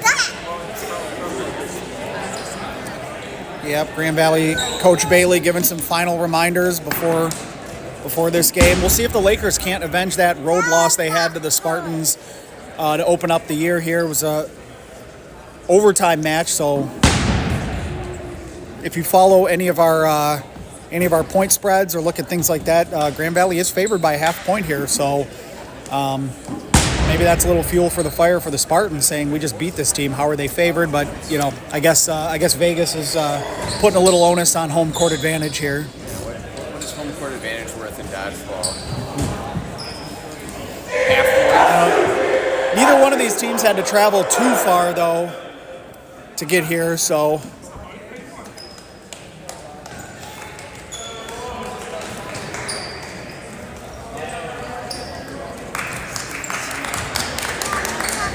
They go Grand Valley. all right, Gibson looks like he's going to be head ref, Brown assistant ref. We'll get started here. And here we go, opening rush. And advantage Michigan State on the run there, but Grand Valley does get the quick kill on Bearable, it looked like, so he'll be first in the queue, though. Even ball control. MSU with the clock. Throw there. Grand Valley with a quick comeback burn. Thomas Swanson looked to go high there. Edson fires back and takes out Picard. They're playing fast today.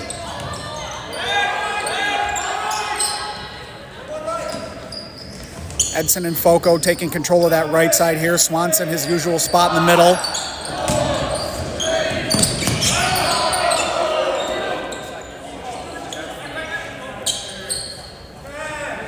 Van Fleet kind of taking a bit of a back seat here in terms of the middle. Normally he's in the middle. He's shifted a little left. Maybe that's because Bearable's out. But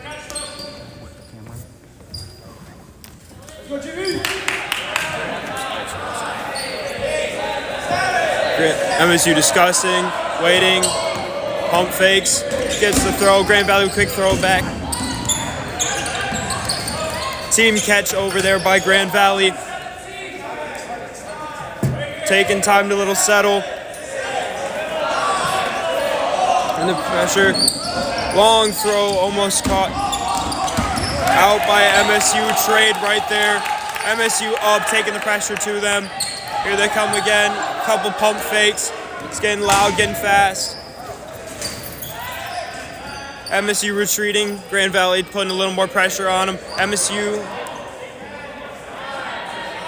waiting, keeping pressure up. Grand Valley does have to throw first. Couple pump fakes. Here comes that counterattack by MSU that is so deadly. Another counterattack. Blocked right there, just off the ball of Paddock. MSU retreating. Grand Valley taking a second. They do have about 5 seconds left before they have to throw. That's a long throw, but it's good.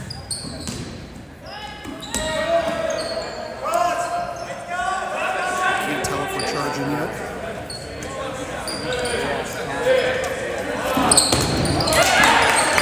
That's another kill on Grand Valley. Catch by Paddock on Edson. And an out on a long throw. It's a great play. MSU has ball control, waiting. 1 second difference. Grand Valley with a counter. Keeping it to him.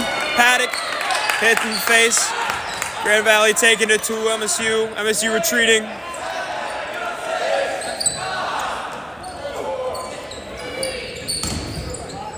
Good block there. Almost caught, but he couldn't quite secure it. Sorry about that. I had to leave the booth. I hope we're charging now, but our phone was on low battery, so I hope we got it charging now. Michael Budai just misses the catch. I believe that Van Fleet got the out there. And you can see some frustration on Michael Budai's side there. Looking for the cross there. Couple of wayward crosses going to the benches. Down goes Budai. Lakers down to 6 here. MSU at the same.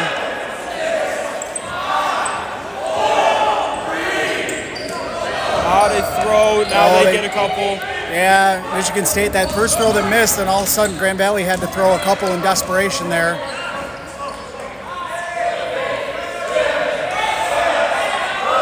Still waiting on a couple of those catches to come around that we were talking about earlier that Grand Valley is known for. Yeah, Michigan State lurking first in the outline here is Matt Baraball, so watch out if they get a catch.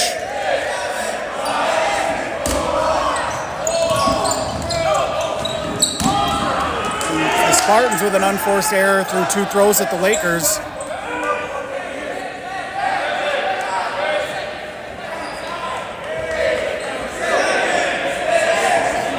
Colin Miller with a long throw. Walcott resets, and the Lakers will retreat again.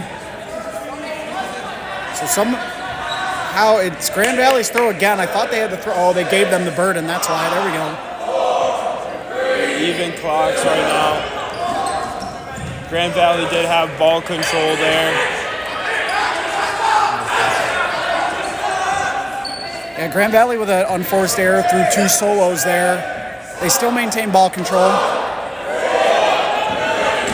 Catch by Grand Valley.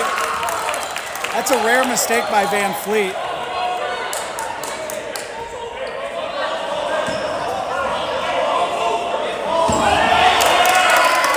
I can't tell what's going on because they're trying to stop it, but then they're saying there was a balls over somewhere.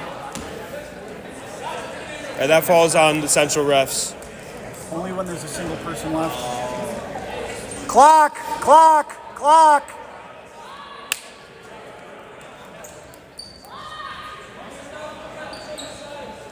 Stop the clock!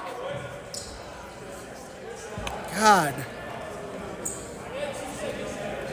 Yeah, like 20 seconds after. Yelling at me, it is stop. Add 20 seconds back. Started 20 seconds later.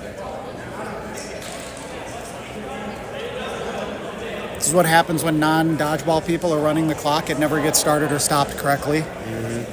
Oh, really? Always. Is it like TV? Yeah.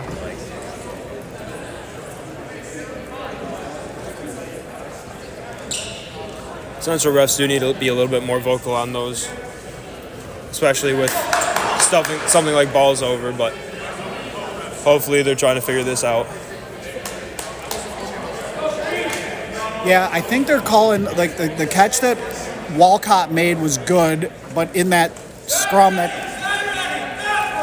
didn't reset the, okay, they must be waiting to reset or start the clock. There they go. Grand Valley didn't get a throw off, so they still lost ball control. Noah Smith goes down on the team throw there.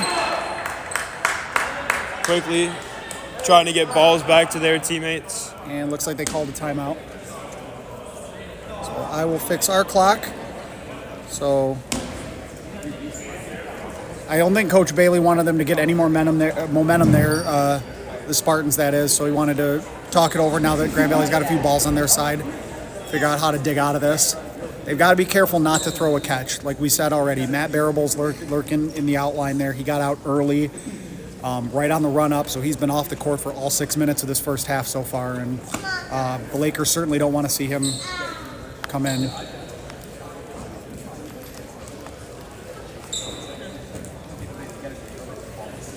I haven't seen another low battery indication, so I think we may be good here. I think we'll be all right. Yep, Oh, looks like we are still charging. There we go.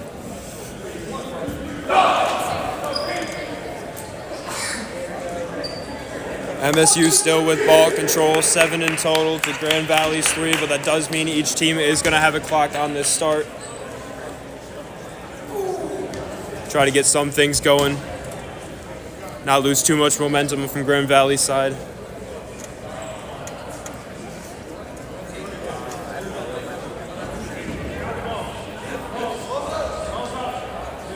Refs are going to get a quick count here, make sure there's 10 balls on the court. 6-4 advantage in terms of ball count for the Spartans. So it'll be Grand Valley's throw first. It's pretty much even count.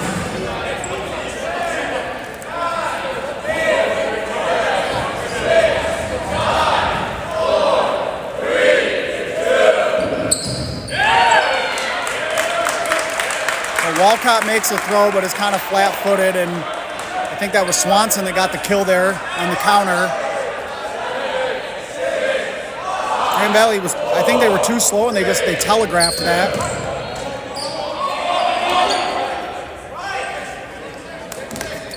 So we got 5 Lakers, 5 Spartans, ball advantage with the Spartans.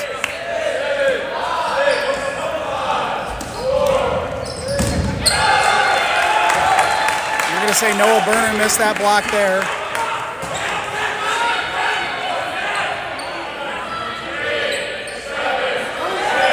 It's going to be MSU. Good reset there by Logan Marshall, to be honest.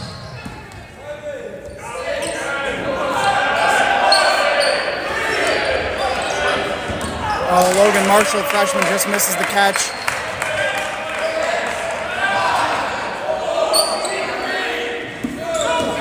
Long throw. Zelenko takes out Kiewitz. So we're down to 2 Lakers, so it's been all Spartans out of that timeout. And down goes Picard. One left for Grand Valley.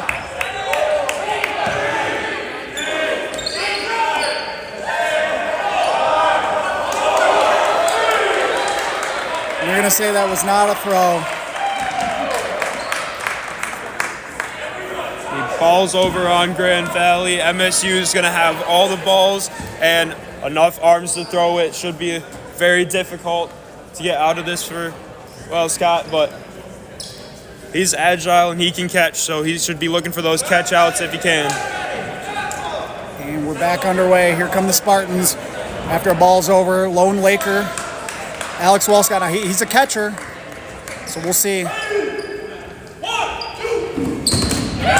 Nobody home on that one, though. Just too many bullets coming at him there. So Grand Valley had some momentum there in the middle of that point, and Michigan State just kind of stymied that rally, and it was all Spartans in the second half of that point there. So methodical, took about 8 minutes, but the Spartans get it done. And MSU's really playing their game after that timeout, able to slow it down, take it, get these team throws, get these group throws, and try to minimize their errors. Grand Valley, couple of errant throws, couple of times just not being able to move fast enough just to escape. And good point. Let's see what the next one brings.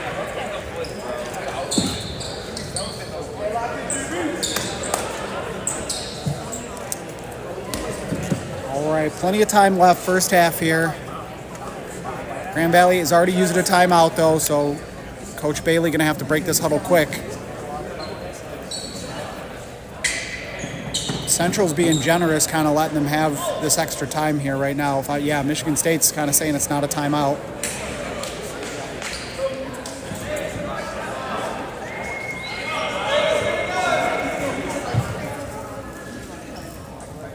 And Michigan State's legitimate to be pointing that out right now. This is kind of a long break in between points. They had momentum going into the break, and they want to continue to keep that up. Don't want to let Grand Valley settle for too much. So one thing Grand Valley did not do was throw any catches in that first point. They'll want to keep that up. That's one of the keys to success, is try to win the catch battle. Here we go. Point 2. Advantage Spartans on the run up. They get ball advantage and a kill. 7-3 ball advantage for the Spartans.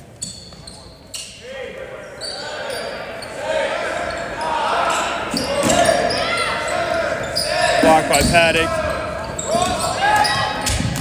And Paddock will reset and get back. Jacobs just missed Edson low there, and then Edson clips Picard. It's an honest out by Connor. I didn't actually see him get hit from up here, but maybe that's just bad angle.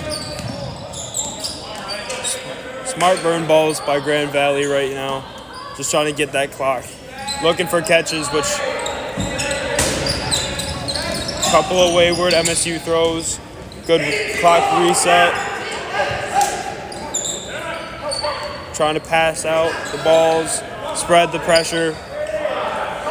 You could hear Michigan State say team right because there was no ball on the right on that side of the court for the Lakers, but they weren't able to get into their set quick enough.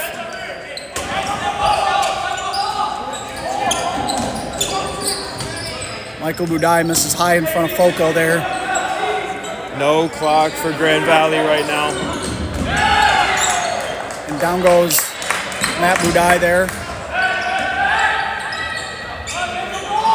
So you got Burner, Picard, and Budai in the outline here.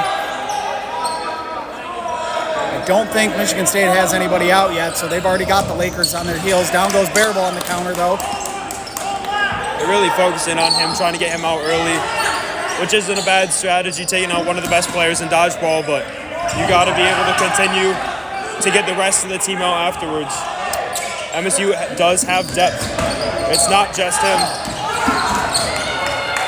Down goes Paddock. Paddock was uber aggressive there and didn't really have any help. Grand Valley calling a timeout, saving Paddock there. Good use of a timeout there. Yeah, Paddock was uber aggressive there. He dodged the team throw, had a couple of targets in his sight, but Michigan State closed really quick, coming from the center towards the side there to block for their teammates. So really good assistance there by the Spartans. Probably a smart timeout for Coach Bailey, though. Like, one of his better players was going to get tagged, and right now he wants to stymie this momentum from the Spartans right now because it's all Spartans 10 minutes into this. They do have Bearable off the court, but again, he's first one in the queue, so one catch and he's right back in. Something to watch. Numbers advantage is a big thing, almost as big as ball advantage. Having those 11 guys, 11 targets, 11 threats versus Grand Valley with less players, just have to split your attention that many more times. Good point there. So we'll see. Ball advantage still with the Spartans, so Kevin probably just wants to slow this down and get them to be smart, one throw at a time by the Lakers, see if they can't wrangle ball control back. Michigan State, historically one of the most disciplined teams in the country once they have ball control. It's unlikely that they'll give it right back to the Lakers, but I like this timeout.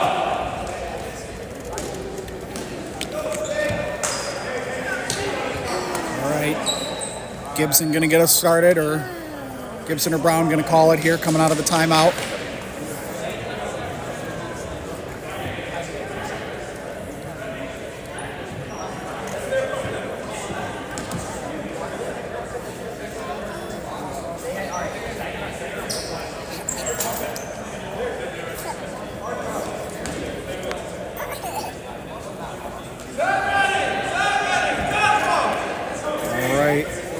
It's going to be Grand Valley's throw first on the shot clock by about a second. I know you can't quite see the clocks on camera, but they are up on the far side of the court. Spartans just push them right back and then take their shot at Paddock first.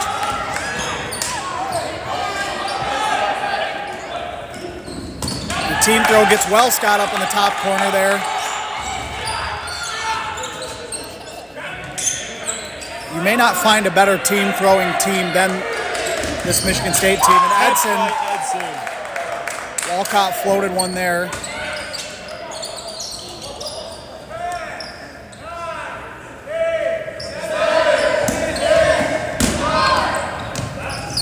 MSU doing great with the counters. As soon as Grand Valley throws, they're pressing up, trying to get this pressure. Grand Valley's a little slow getting off their back line, but it is hard to play transition when you don't have ball control. And they've got to get away from that basketball hoop. You could just see Swanson used it to perfection there. There, you can see the Lakers calling each other away from that middle section. Long throw by the rookie there.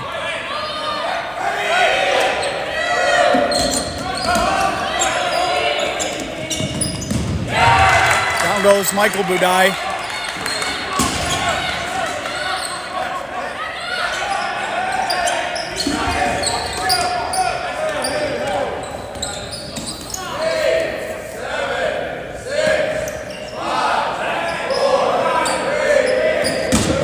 Good block by Chiodini.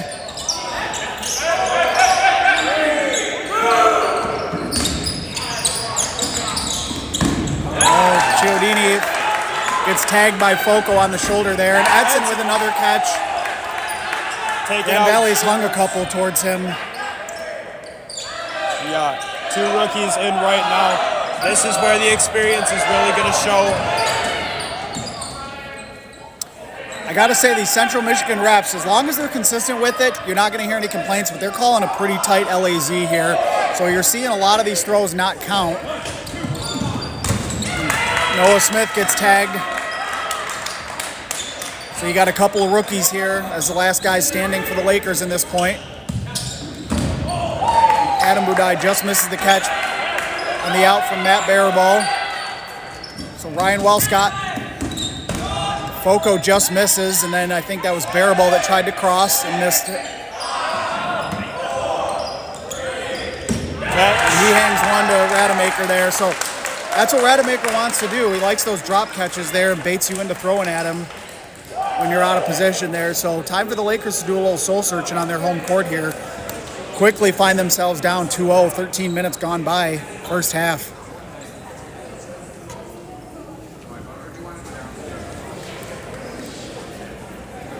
So you talked about how Grand Valley, looked to be one of the better catching teams here, and you were impressed with their catching early on, but so far, it's all Spartans in terms of catching right now. That's true. Grand Valley needs to stick to their strengths. I know MSU is a great throwing team, but Grand Valley has to stick to their strengths in those catches and then also be able to know when to just leave them. There's a couple of times where they're going for those catches and then they're just dropping them because they're not necessarily the best ones to go for, but they're just getting in the scramble mode where they're trying so much to get people back in because they're down. Yeah, and it seemed like they went for catches on some team throws, which I like that as a philosophy. If you're going to get multiple balls thrown at you, if it's a good team, odds are they're going to place them and place them well, and you're going to be out. You might as well try to catch one and take someone down with you. Unfortunately for the Lakers, they just couldn't corral any of those. The team throws were very on point by the Spartans. So we'll see what adjustments, if any, the Lakers make to try to cut into this lead here. They definitely want to try to get back into this, obviously.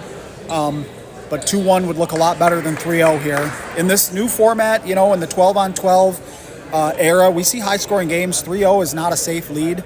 But if you're the Lakers, you really don't want to have to start pressing if you do fall down 3-0. So here we go.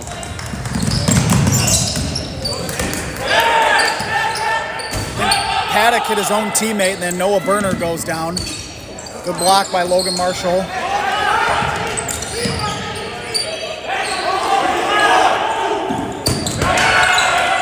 And Jacobs got distracted. They were late getting him the ball, and then a team throw connects. You can see he's a little frustrated at that sequence. And that's where discipline and experience are big. Catch by MSU there just for the love of the game. No one out yet.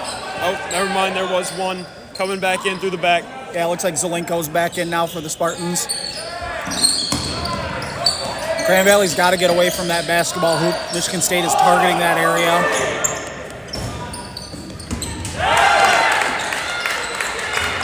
Down goes Chiodini, so the Spartans continue the onslaught here.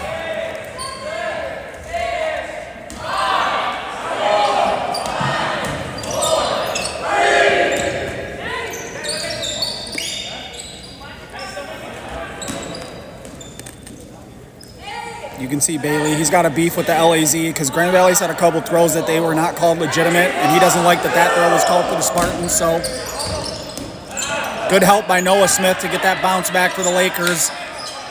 That's how you get ball control back.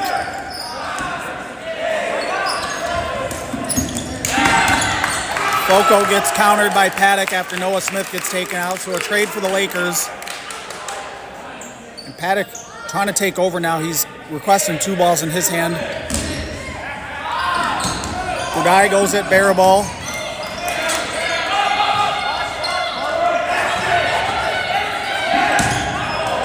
Down goes barrel ball again. I think that was Scott that got the kill. Burn there by MSU. Grand Valley with a burn, going a little high. Taking time to regroup, does MSU. About even count. MSU does have the slight time slight edge on the throw. Grand Valley with the throw. Burned by MSU, get back, trying to make Grand Valley throw. Catch. Card hangs one to Edson. Edson's been hot catching so far, but they're throwing him right into the midsection of Edson there. Throw and dodge by Budai. Lakers have wrangled ball control backs, but with the numbers game in MSU's favor right now, Lakers still have to play a little risk averse, in my opinion. Paddock with 2, not necessarily spreading the ball out on his side, but there's 3 on the other side. 4 on the other side now. Another ball came in, so 7-3 ball advantage for the Lakers.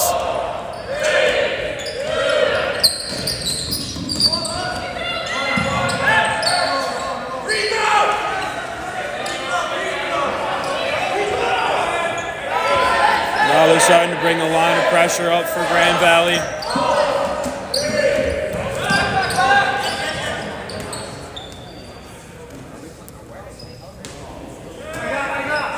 The Lakers have like at least half of their overtime 6 on the court for them right now, but with the numbers game, like I said, they can't take any unnecessary risks here. They got to try to be smart with their throws and make everyone count. Michigan State content to just trade solos here while they have the player advantage but have ball disadvantage, so definitely a more methodical pace to this point. Staying in the middle. Paddock with a throw. Apparently not a throw. Down goes Walcott. Good block by Budai on the throw by Edson there.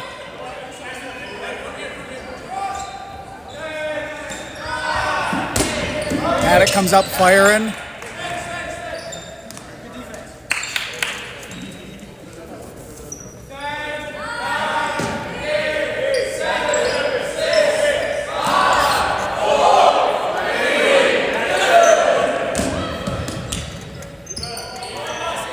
Logan Marshall, freshman, flanked by some upperclassmen, some veteran players here. He's logged a lot of minutes as a true freshman here for the Lakers.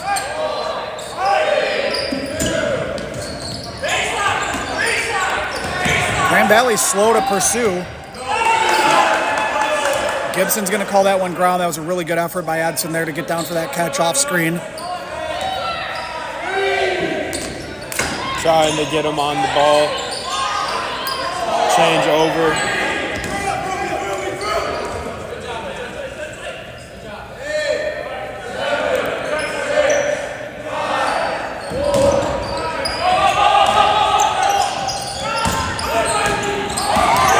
Logan Marshall gets countered. That was a good counter by him there on Van Fleet. Maybe that got team caught? It did get team caught. Okay. I missed that part. I was like, oh, Van Fleet's still in. So that's an unfortunate break for the Lakers there. That was their last 15 right here. They're going to say that was ground. Paddock kind of got disarmed going for the drop catch with the ball in his hand, but they're going to say it was ground.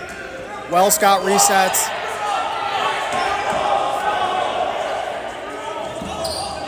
So Grand Valley's frustrated with the LAZ here. It's fine to call a tight LAZ. It's just got to be consistent, I think, is all they're beefing. But play on. That gave the Spartans ball control back a little bit there.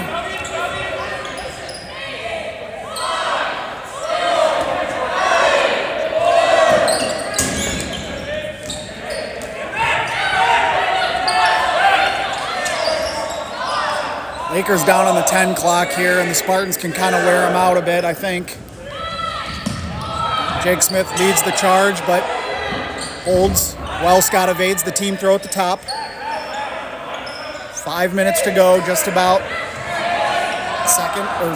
Almost said second half, first half here.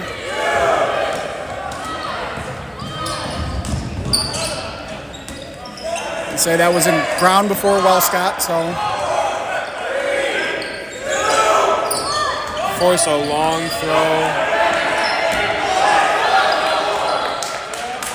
It's going to be balls over. Wow. It didn't seem like MSU was going to call it until Coach Wynn started signaling for one there. MSU did just kind of move away from that long throw, make sure it didn't get called in that LAZ.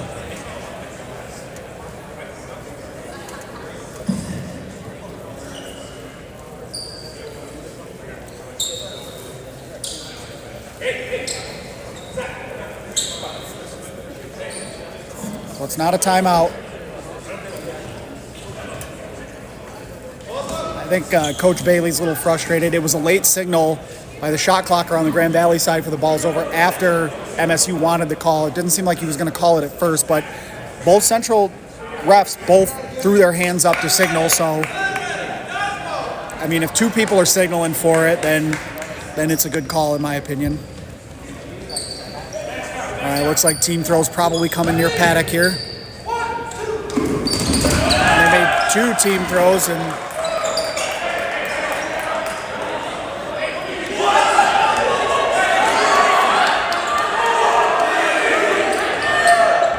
we're going to say Budai was safe. I was more so watching throw on Paddock. Do you see anything, Hansen? I saw a couple of people jumping, and I didn't see a whole lot of balls getting deflected. So I don't know about that one.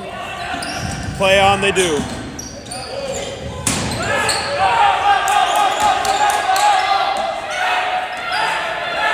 Michigan State's had a counter for pretty much everything Grand Valley's thrown at them. So Grand Valley's playing a little more risk-averse here. They'll play on after the call there. Everybody safe after that timeout. Ball's over. That's a good bounce for the Spartans, getting the ball back there. About an even clock here.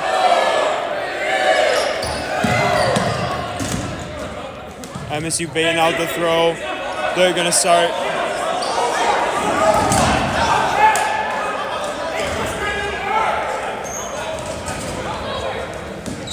It looks like there was another balls over. This one against the Spartans, so they took a little too long to get in their setup there for that team throw. Looks like they're having issues calling things out with the clock.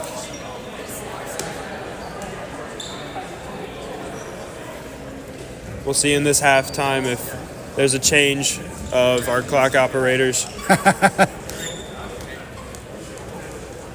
Could you imagine if NFL teams or NBA teams or something could ask for like a replacement ref to come in? Like if at every stadium they had like, you know, understudies for referees, and it's like one too many bad calls, and you're like, get them out of here.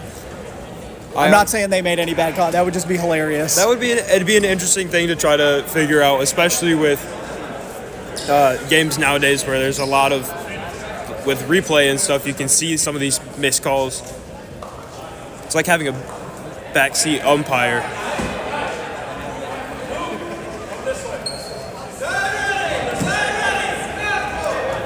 Back into it, Grand Valley with ball control, but not as many gentlemen on the court. Do have to throw quick. And Matt Budai comes up with a solo throw. You know, at this point, I'm wondering if Grand Valley is just saying, you know, 3 minutes, let's not give them any ammo. Let's get to halftime down 2-0. And they're going to use that. And Kevin Wynn calls a timeout. He's going to preserve the ball on that side. He called the timeout while the ball was still on Michigan State's side. So, smart timeout. You try to set something up. I think that's exactly right. What Grand Valley was trying to do is just buy some time, try to survive, get to the break between periods, and not give MSU too much, especially playing off that back of the basketball hoop. Yeah, it looks like Michigan State has an 11-4 player advantage. You could argue that if it was 8 or 9 players left on the Spartan side. Maybe Grand Valley plays more aggressive out of that ball's over and, tries to get a team throw, get a kill, get it closer to even, maybe win the point. But I think they're opting for just trying to keep this at a 2-0 disadvantage, lick their wounds, and make some adjustments at halftime instead.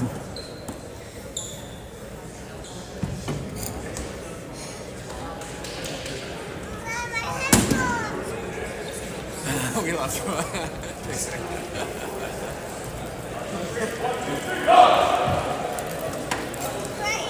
So the onus will be on Grand Valley to throw again because Michigan State only has 2 balls on their side. That's one of the caveats with the shot clock. If a team only has 2 balls in their possession on their side, they will not have a shot clock. So as Grand Valley comes up, once they make their first throw, it will establish a shot clock for Michigan State. So yeah, if I'm Grand Valley, you've got 8 balls to 2 right now. You don't ever want that to get down, in my opinion, below 6. You want to keep that many balls on your side so your guys can protect themselves and just get this to halftime. Smart throws are key here. They can't be throwing catches. Bear ball is still out. And you can see Michigan State doing kind of the anti what we saw earlier. They're just stacking bodies around the net now. They're not going to let them play wall ball off that. Conventional wisdom would say, well, get your guys away from that. But Scott trades with Zelenko. That's a good trade for... Oh, they're going to say his ball. Okay, they are going to say it was live. I think that's the correct call.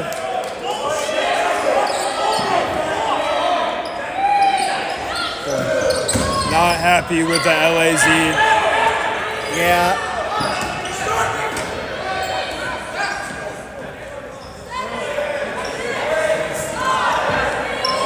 So Matt Budai is going to be the one to come up firing again. Good block there on the throw by Swanson. Michigan State has enough ammo to team throw now. I don't know if he needed to come up and try to solo like that. Oh, and now last man standing is Paddock. Just like that, both Budais went out, so.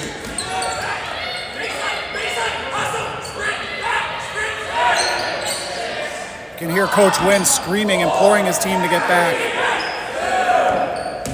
That's not going to be a good throw.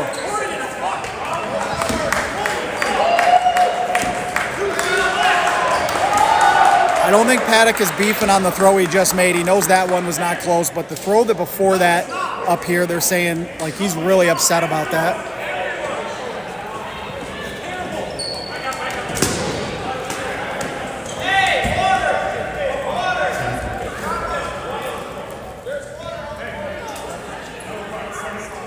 And Ryan just got a yellow card, and that's going to end the point. I think that yellow card just ends the point for the Lakers right now, and that's going to take us to halftime, I believe. We'll get a ruling here, but I think that's what it...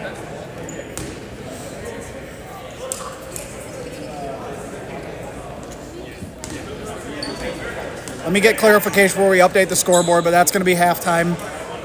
So we will have, it looks like 136 rollover here. If you're new to the rules here, under 4 minutes, we will add that time to the second half. So we'll just have an extended second half to make up for that. But yellow card issued to Ryan Paddock. He was the last one on the court, so that effectively ends that point, and Michigan State will go up 3-0.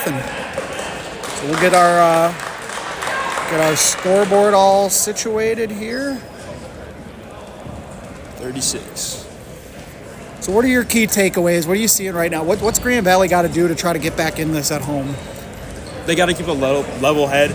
Obviously, that exposure from Paddock at the end killed that point. We do have to keep ourselves level-headed. I say ourselves, but as players, you have to keep a level head. You can't let it get to your head when things are going wrong. MSU's a good team. Grand Valley's a good team. Yes, this is not the outcome they were expecting. This is not the score they were expecting. But they're still keeping themselves in these points until they start to get later in the game and they start losing their heads or making mistakes that are costing their team. It's just keeping level-headed, keeping smart about it, and not letting themselves get over-aggressive when they need to play conservative or play too conservative when they're trying to play aggressive.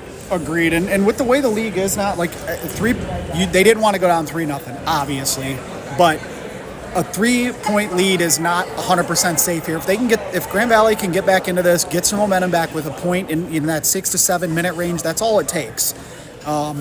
You know, but you know, if you're Michigan State, it's the onus is on the Lakers now to make that adjustment. If you're Michigan State, to me, more of the same, right? Just keep doing what you're doing, make the Lakers adjust to your strategy, and then you can play back at them. I think that's well put. The only thing I could see from MSU trying to change, there's a couple of times where catches are just being left on the table and they're backing away from them. But at this point, the way it's being played, they already have the numbers advantage. No point to try to go for catches if you only have one guy on the bench. It's when you start getting more and more gentlemen on the bench, the 3, 4, 5, that's when you really want to start going for more catches, unless they're straight in your chest, like we've seen a couple from catches by Edson, where they've just been right in the chest, kind of hard to miss those.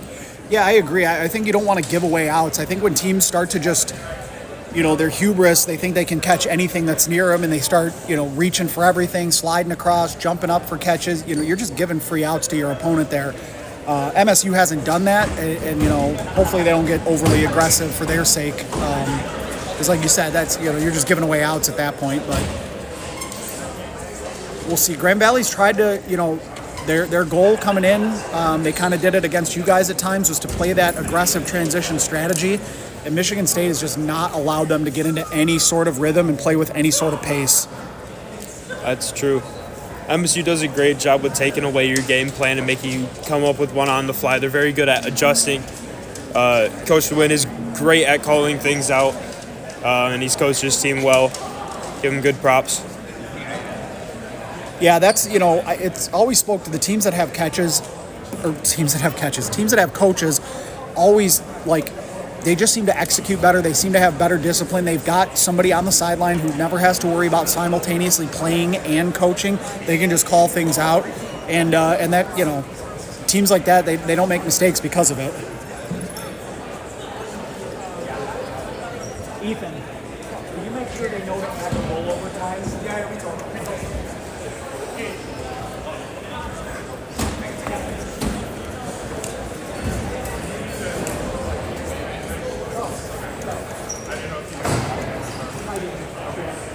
I heard you yell at it, so I was just going to talk. See, you were justified. You wanted to tell me to calm down. Let them say peace and whatever, but like, once you say water bottle.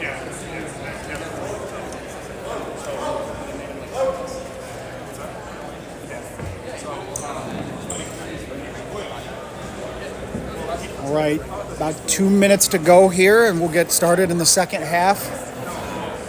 Spartans all over the Lakers here in Allendale. I wonder if it also has to do with the fact that Grand Valley already played a match. They are a little bit more tired, so maybe that might be why some of these transitions to and from are a little bit more difficult on them, and they're just getting caught off guard. Definitely could be. They could have some heavy legs right now. It's been, you know, Michigan State has been able to get the better of them on every run-up, which has allowed them to get ball control, and it's really hard to play transition when you don't have ball control. There's too many ways to be countered if you've only got 3 balls or 4 balls on your side to an opponent's 6 or 7. But you're right. I mean, they seem to play pretty effective transition early, and you know, maybe that wore on their legs just enough to slow them down 1% or 2 here against the Spartans. Well, it looks like Grand Valley's going to head over to the left side here. Spartans coming back off the bench. Going to take over on the right side. We got the scoreboard flipped. Second half, 1:36 of run overtime is going to be added. So the time on your screen is correct. 26:36 here, second half.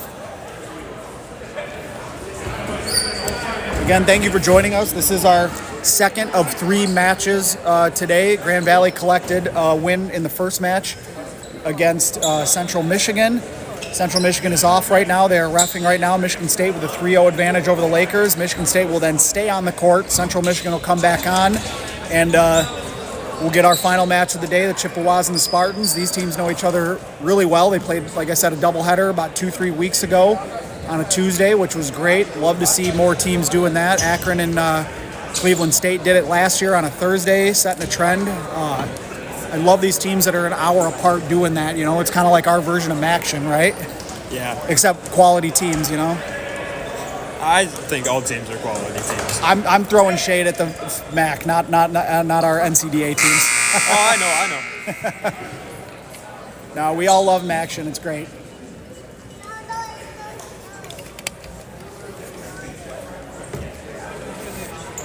All right, we'll see if the Lakers make any roster adjustments to try to get a spark or anything. It does look like they are going to sit Paddock. I don't know if that's disciplinary. It actually could be because of the yellow card to end a point. He has to sit this point. Maybe get a rules clarification on that, but it does look like Paddock will be on the bench for this point.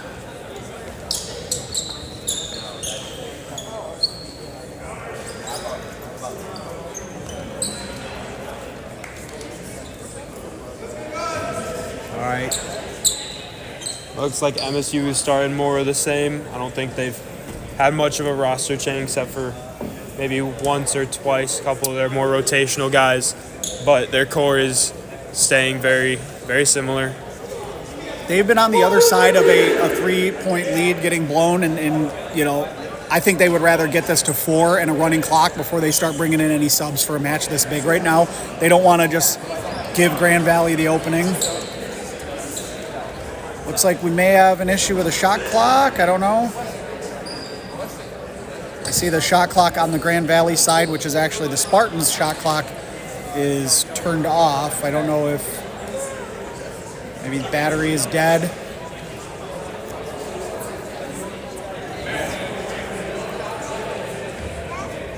Yep, so it does look like Paddock has to sit. And so I'm going to guess, okay, Walcott is probably going to be in. He was messing with the clock over there. So Grand Valley's going to have to start this point with 11. So that's unfortunate for a team that's, you know, trying to get back into this match, quite frankly. To already have to start with a deficit is a tall order when you're already down. All right, so we're going to go to manual counting because one of the clocks did die. And, you know, we don't want to hold it up for tech issues here, so we're just going to go ahead and go to manual counting.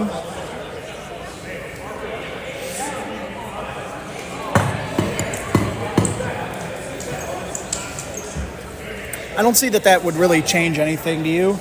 No, I played last year and this year, having a manual clock versus a manual person yelling out, I actually find to be a little bit easier to follow, just because you can hear it instead of just having to constantly look over and risk getting domed in the side of the face while you're trying to look. Fair.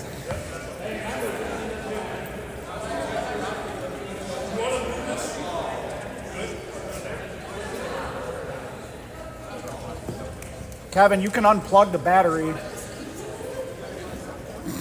They just turned it around and said I would just move the clocks away. But here we go.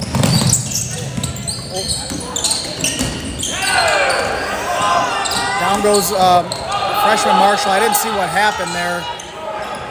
And now Michigan State with early ball control again. So like I said, if the Lakers are going to depend on a transition strategy, you can't do it if you don't have ball control.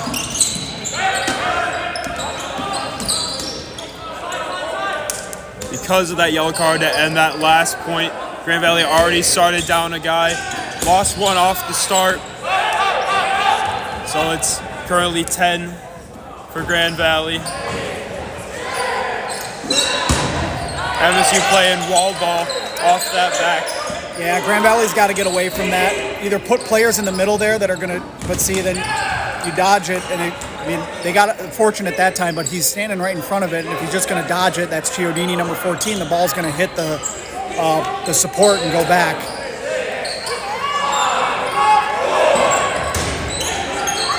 Chiodini has zero clue if he's out. He's waiting for a ref to tell him. It's conflicting calls from the two refs, head ref and assistant ref, but as we know, head ref call goes, so he's going to be walking over to the sideline. Michigan State getting all the bounces right now, playing effective wall ball, even off those bleachers that are farther back. Team catch. So once again, like we said, all the bounces going the Spartans' way right now. That ball just got ate by a sweatshirt on that back. A little bit of an errant throw.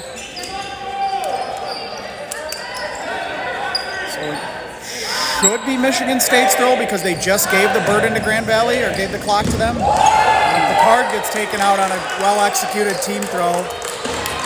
Both those hit. A little bit of frustration. But discipline is showing on MSU's side. Burner just gets clipped there by Barabal. Barabal and Rademacher on this close side here. Michael Budai just misses a catch. Is it? Yeah, they're going to call him out. Okay. And the onslaught continues for the Spartans here. Looks like Jacobs got out at some point there too. Kiewitz gets tagged on the counter. I think that was Van Fleet on the counter there. Yeah, that's the other thing. When Michigan State gets ball control, they can. I mean, there's going to be a counter for everything. Nobody on Grand Valley's side is safe, right? You can put a ball against a ball and just line up, and down goes Noah Smith. Kind of blocked it into himself there. I think he stepped out. But it is the entirety of MSU's attack.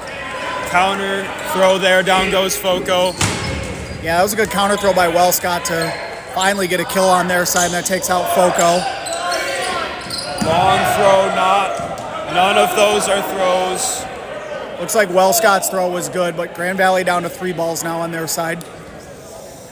Lakers are going to have to find their way into some catching here, I think, obviously, to get into this.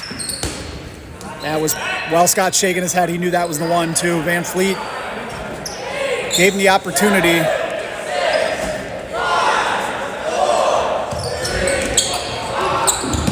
And then the team throw.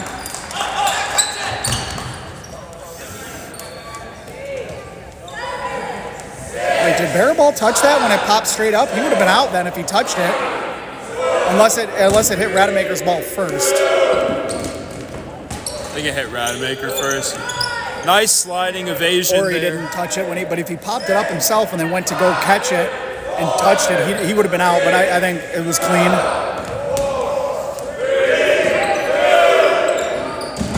Team throw there. Good blocks on the far side by Grand Valley. Has to press up. Throws a catch. I think that bounced right into his legs there. It's so hard to tell with those low ones. Reffing is just a thankless, impossible task for dodgeball, let me tell you. Reffing's a thankless task for everything. Always the villain.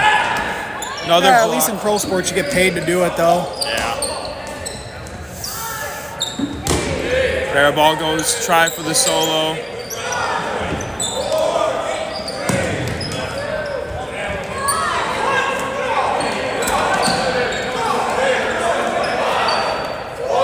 Okay, they're saying. Thought there was going to be a balls over. Walcott was arguing his case there.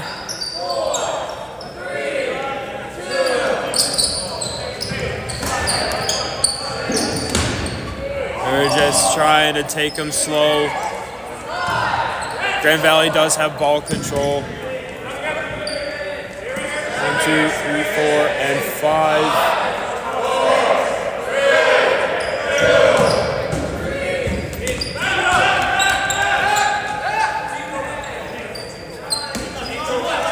Michigan State going to use the numbers game here. Oh, hey, guess who forgot to start the clock? That was me. I will get that straightened out after this point, but down goes Walcott, down goes Rademacher, so last Laker standing is going to be Matthew Budai. We got about 20 minutes, 30 seconds to go here. I will get the clock caught up, I promise. And down goes Budai. Oh, they're going to say that bounced up into his chest, okay.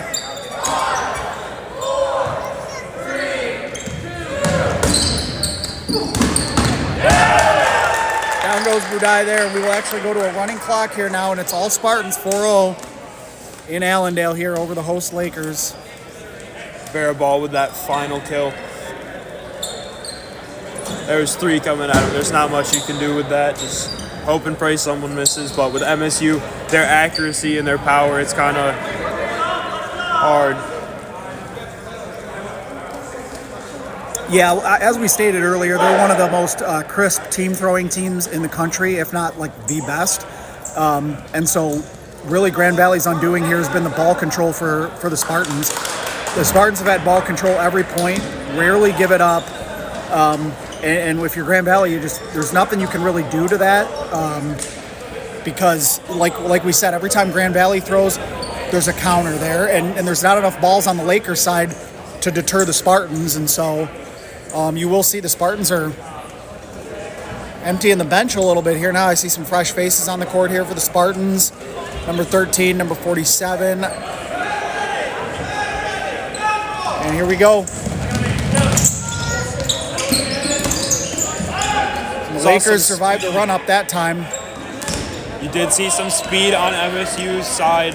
Fresh legs do help, especially on those get-offs. Paddock is back in now for the Lakers here. So the Lakers essentially going with their starting 12, although I see Noah Smith and Logan Marshall have grabbed bench for Adam Budai, and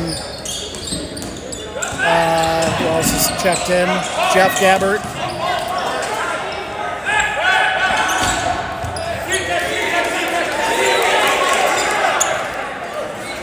And you can hear the inexperience over on MSU's side. You can definitely tell they put in some of their younger players. A little bit more vocal on some things. Grand Valley's going to have to try to get this point kind of quick now. They've got to average about 4.5 minutes a point here. Wellscott's out, Paddock's out. They also got to get it off a running clock here. That's step number 1 if you want to come back to the Lakers. If you're Michigan State, slow it down, take what the Lakers give you.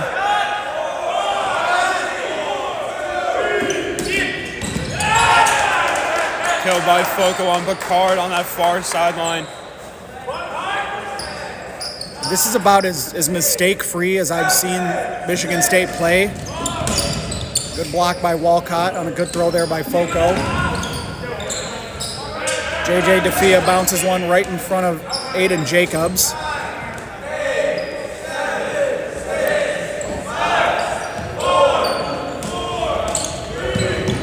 Kenyatta Glue fires into a crowd, nobody home. Jacobs draws 2 throws.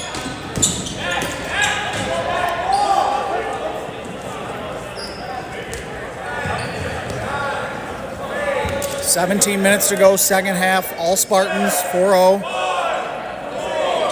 Chiodini fires, Foco returns and takes out Chiodini there, and then down goes Gerling. Andrew Gerling has had kind of a quiet day so far.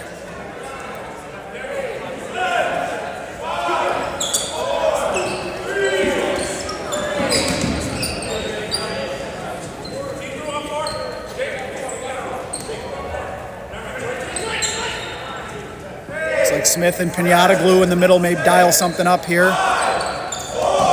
No, solo throw by Smith. You could see Foco wanted that shot at Walcott there. Didn't have help. And that might be a little bit of the inexperience showing right there. Good block by number 13 on MSU. Can't quite make out who that is. Yeah, he's one of the newer ones that joined the 4A this point. I don't have a name on him. Down goes Pierce. Good block by Budai.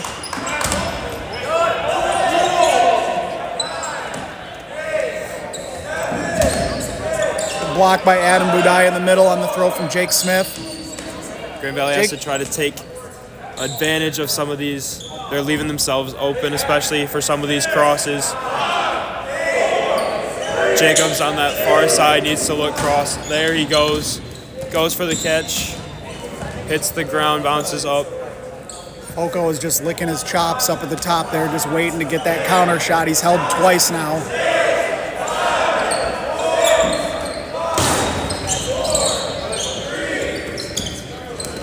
Low throw in front of Rademacher.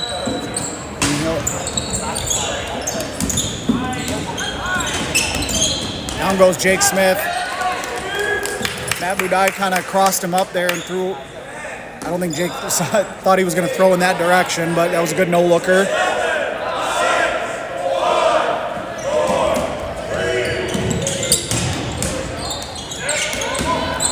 Another fortunate bounce back for the Spartans there. No clock for Grand Valley. Got balls on the outside pressure. Long throw in front of Wells Scott.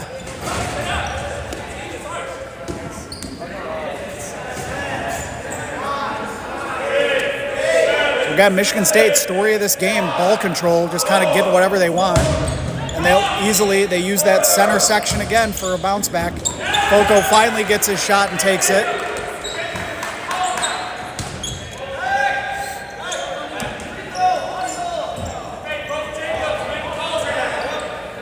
Grand Valley finally with a few balls to try to figure out what they can do. Throw on the far side, looking for that. Couple of counters missed. MSU regaining ball control. Backing up, making Grand Valley be aggressive, put the pressure on them, try to catch them in transition.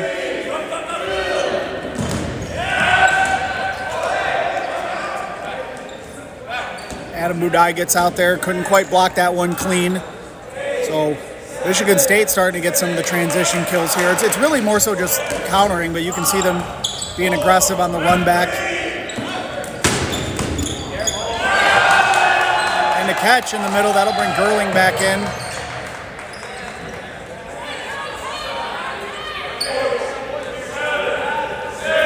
Grand Valley's going to be on 10 clock now. Takes Down off. goes Ryan Wells Scott, yeah. Foco is controlling this second half of this point. Was that Foco that got that kill there? He was applying pressure and allowed for the other gentleman to take a shot. Gotcha. That might have been Pinata Glue up there next to him. Yeah. I believe so.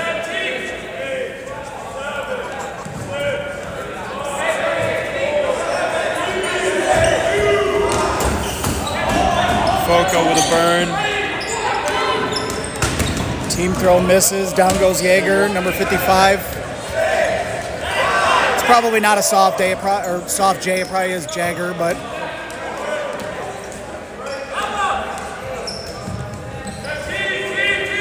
Grand Valley is just kind of hanging around, chipping away. Of course, as I say that, two players simultaneously go down, so there's an announcer's curse for you. Yep. You might be new to that. I've already had a couple of those this year. Really good dodge there by Matt Budai, a very elusive player. I was going to say Grand Valley was like just kind of chipping their way back into this, but then two simultaneous kills by the Spartans stymied any hope of a rally.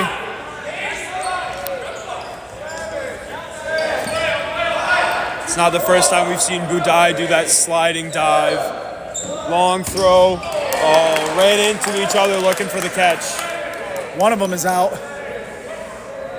It looks like it's going to be Pinata Glue, not Gerling. Yeah, they kind of ran into each other. They might have been able to make that catch.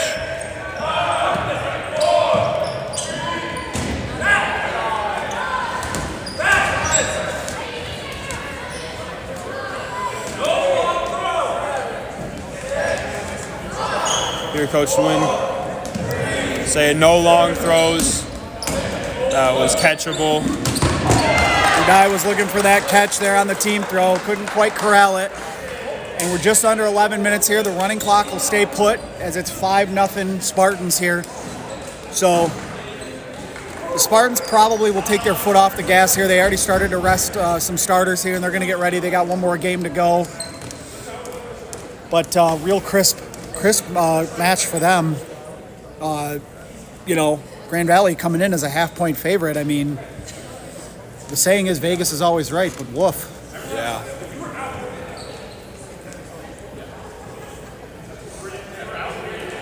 Grand Valley sitting some of their more experienced guys. I think putting a few more of the rookies, maybe just to see what they can do, bring a little bit more life, a little more energy, because they've been sitting for most of these points. Bear ball, Rademacher sitting this point. Looks like Gerling as well in Foco. Once again, MSU bringing in more of those fresh faces, fresh legs, trying to see what we have for the future, what they have for the future.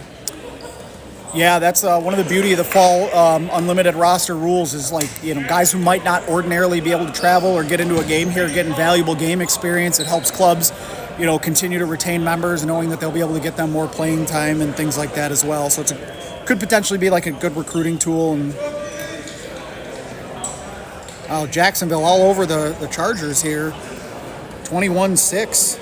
Going into the fourth quarter, Jacksonville looking to go to 6-4. Meanwhile, the Chargers will fall to 7-4 if that holds. Guess I shouldn't have started Lad McConkey this week. Ooh, well, I can. Let's see what he's got here. He doesn't have a touchdown, but 3 catches, 13 yards. Yeah, no, that's not great, Bob. All right. All right, just under 9 minutes to go. And it looks like Grand Valley made some wholesale changes on their end, too. Jacobs is going to stay in the game. Chiodini is going to stay in the game. We've got some more rookies that have come in, though.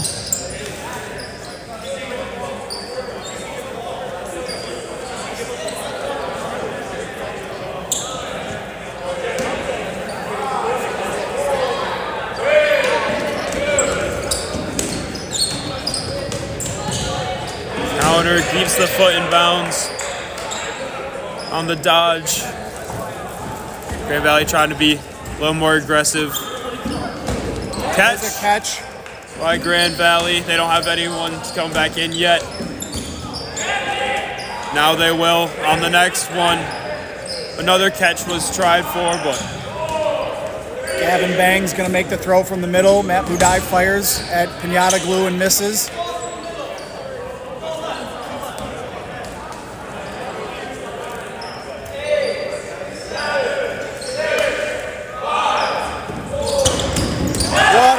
By Miller, just kind of turned away and I don't know how he caught that one. It was like the ball was basically behind him as he turned and he corralled it.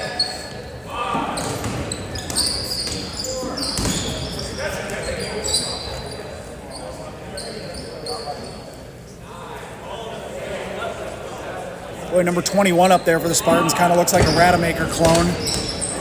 Down goes Colin Miller that time, couldn't quite block it clean. Gavin Bang's up there alone, going to wait for help before doing anything. Smart. We got Pierce and Michonne here. First time we've seen them today.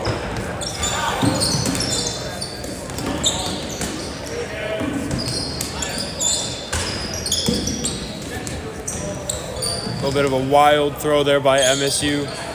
Yeah, you're going to see that when you bring in, when you unload the bench with inexperienced players, and they're also just kind of fired up, that adrenaline, like first time getting on the court, maybe first time ever, I don't know, but if this is their first time getting live game action, they might be a little extra amped, and it can, that can be a good thing or a bad thing on occasion. They've been sitting, waiting for their time. Now they're out there. Jacobs couldn't quite secure the catch. One thing that, yes, we do have unlimited rosters here for this fall semester, but come spring semester. There's a catch. Good catch bringing in another Grand Valley guy, but like I was saying, come spring semester, MSU usually has a B team or a JV team that a lot of these guys will be playing on that we're seeing right now. Get them more experience, more playing time, more used to the league, get them brought up to be at that A-team level that we see from MSU time and time again.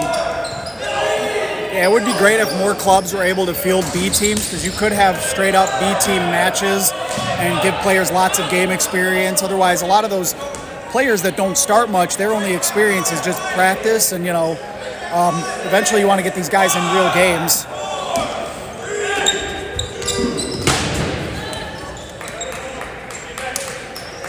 I think right now the only team that has a B team is Akron. I believe they played a game earlier this season. Yeah, shout out to Akron. In the last few years, they've pretty much led the league in numbers for their entire club. If you look at it like holistically, I mean, even their women's team has not just an A and a B, but a C team as well. Now I don't think they can field all three at every single tournament, but I know nice catch there. But I know at Pinkout, I'm almost positive they had 3 full women's teams playing there, which is huge for the growth of that division. Grand Valley with the numbers advantage right now. First time I think MSU's been down so much. MSU still with the ball control, however. I think it brings back to even. Yeah, that's been the real key here, is even with the numbers advantage for the Lakers, they haven't been able to do much with it because of the ball control. So MSU is still, yeah, great throw by Edson. But MSU's still kind of getting whatever they want. A little bit of a spike there, but counts as a throw. MSU still with ball control. Edson trying to bait that throw and look catch. Down goes Picard. Down goes Chiodini. Great movement right there. Good block. They're going to call Gabbard out. He's not happy about it. He thought he blocked it clean. Long throw by Grand Valley, and what a turn of events. Grand Valley was up players, and now they're down. And they lose another one, so they're down to 4 to the 6 Spartans. So, yeah, as soon as we thought Grand Valley might rally and get a point here. Grand Valley does have ball control, though. That is one thing you do have to look out for now. Grand Valley with ball control can start to play it more at their pace and not have to look as much for the comeback shots. That's just straight power from Edson there. Long throws. MSU could be looking for catches on those, but not right now. There's a catch look. Adam Budai got a kill and then went for the quick drop catch. Looks like Michigan State got a catch on their side, though, at the same time. So down to 2 Lakers left. And down goes Edson. 2 Lakers, 2 rookies, seeing some of their more competitive action of the day. Right in the chest by 47 Pierce of MSU.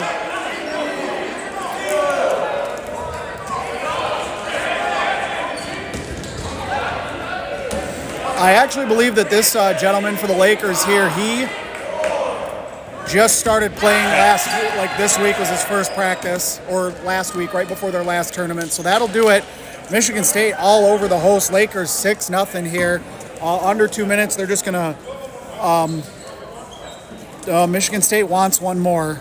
I think they want to get their rookies some playing time.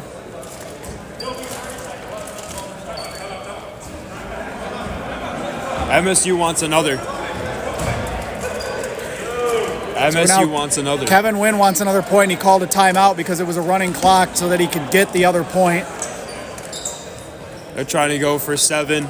Grand Valley is a good team, while it might not look like it right now with the score reflecting, but Grand Valley is a good team. They are, like we said earlier, ranked up high in those power rankings, ranked high in our actual rankings for nationals. They want to put points up on them when they can. I will say, yeah, I mean, this league has been, obviously Michigan State going to add another win to their belt here, but you start to look beyond Michigan State. You look at Miami. Miami got beat by Kent. I don't know if they were missing players or what, but they got beat soundly by Kent. Kent got beat soundly by Grand Valley. Miami beat Grand Valley. So you've got like all these teams jockeying for position behind the Spartans right now. Ohio State is still lurking. They're as good as anybody. I'd put their overtime 6 up against just about anybody in the league. So, it's really, these teams, nobody's really separating themselves behind the Spartans right now. All right, here we go. One more point. And Grand Valley just gives away a couple balls there early. Okay. Michigan State just memeing now. They're calling this the Mincy play.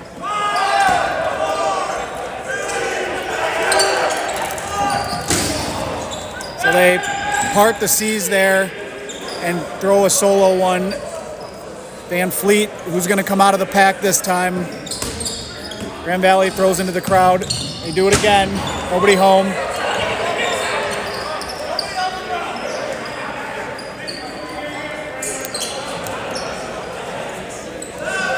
I don't know. They're smiling on the Spartan side. This feels a little disrespectful. They missed. What a catch! Down goes Hutcherson, though. Not sure if they're just trying something out or if this is a little bit of disrespect, but hopefully not. We try to play with a bit of respect in this league. Yes, we do throw things at each other, but we're still people. Down goes Zelenko. Gerling dodged the throw that was meant for him, and it ended up hitting Zelenko. But under 30 seconds to go here, so final score will be 6-0 Michigan State. They come into Allendale and give a convincing win over the host Lakers here. And so Aiden Jacobs with the long catch on Barabal. Down goes Rademacher. Oh no, it popped right up and he made the catch, but then Jacobs takes him out. So they're having a little bit of fun on both sides here, and that'll do it. 6-0, the Spartans win going away in Allendale here. So they'll look to put an exclamation point on this trip here as they take on Central Michigan after this. Thank you so much for joining me in the booth. I know you got to get warmed up, so good luck out there. And yeah, hopefully we'll see you in the booth another time. Maybe join me up there, when you're off at Michigan Dodgeball Cup. We'll see. Awesome. You guys gonna be at Western? Probably. Actually, when is that one? Next weekend. Sunday. Maybe. All right, so we'll get this reset. We'll take a quick break. I'm going to get the scoreboard, timeouts, everything reset. We will have Central Michigan and Michigan State. That will be the conclusion or the concluding match of this tournament here. So.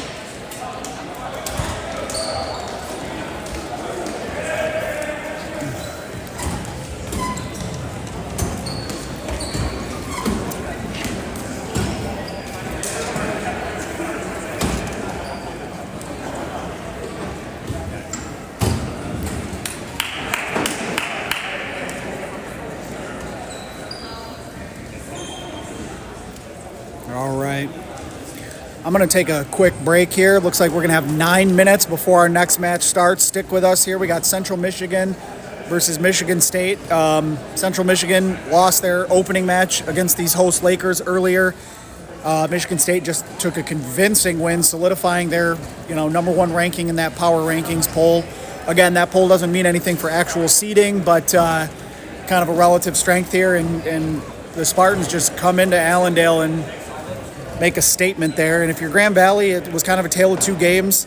They looked really good. Chris played their game against Central Michigan, but then the Spartans just took away everything that they were trying to do. And so I think what you're looking for from the Lakers here is the consistency, right? They go down to Ohio for a couple tournaments, have some really good showings in some road games. They come home looking to carry that momentum, and unfortunately for them, they come up short.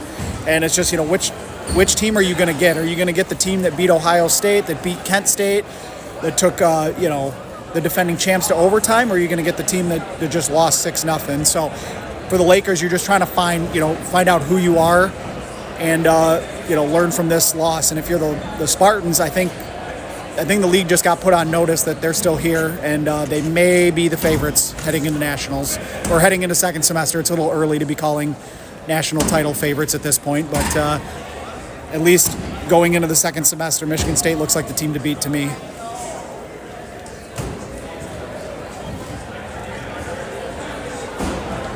But hang tight. We'll be right back. I'm going to take a short break.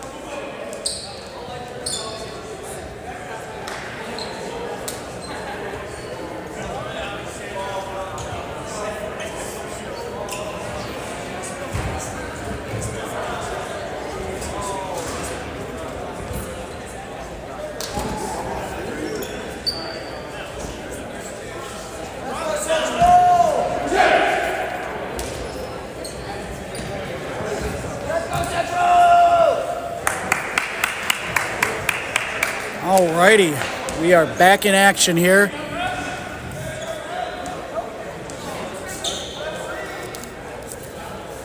Grand Valley just trying to sort out their ref situation here, and then we will get started. Central Michigan against Michigan State for the conclusion of this tournament.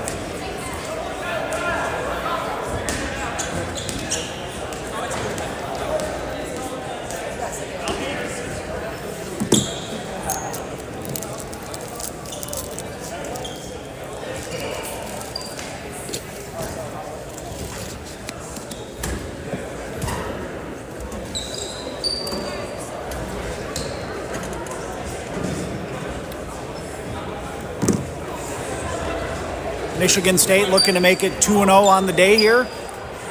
The upstart Chippewas looking to get in the win column and head out of here with a little momentum, shock the world, take down the Spartans.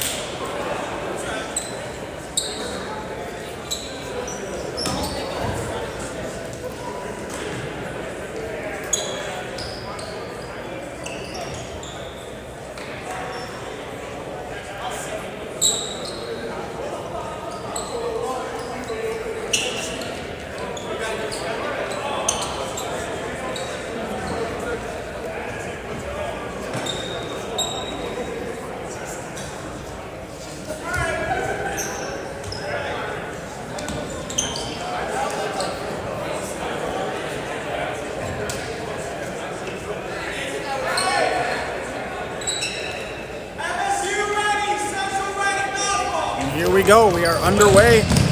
Final match of the day. MSU gets the better of the run up there.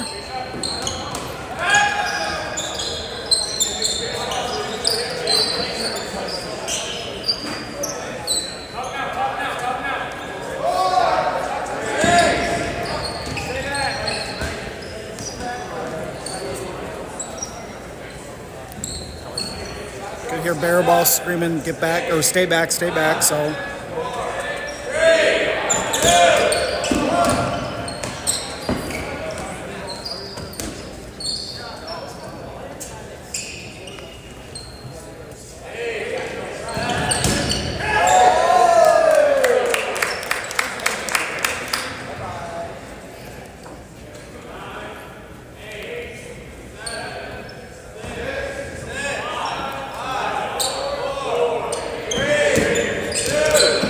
Baraball. Oh, team catch.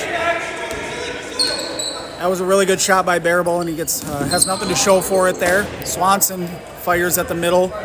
Nobody home.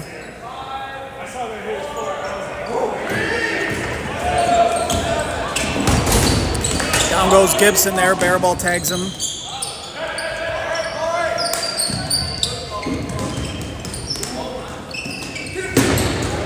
Rademacher into a crowd. Nobody home.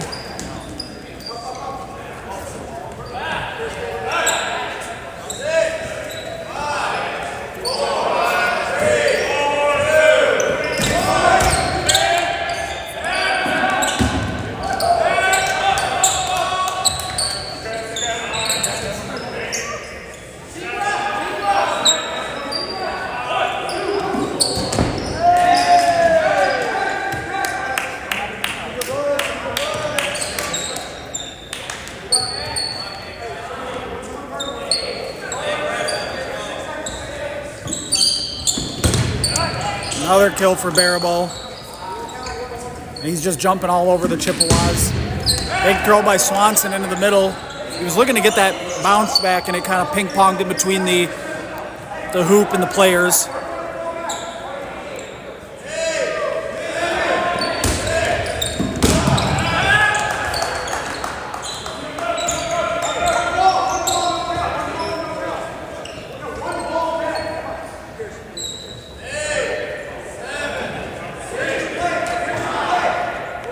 Michigan State going to hang in that neutral zone there. They draw a throw. It's Hansen. He gets double tagged. Hansen, who joined me in the booth, and he's a little frustrated. Rademacher keeps him at bay.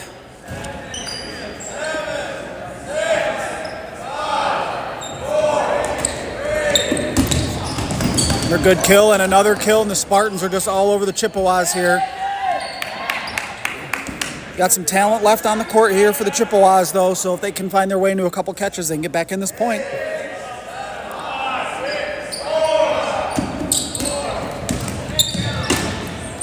Van Fleet just misses low. Veno fires. Okay, looks like there's going to be a team throw here. We got Colin Miller and Rademacher bounce a couple in front of number 14.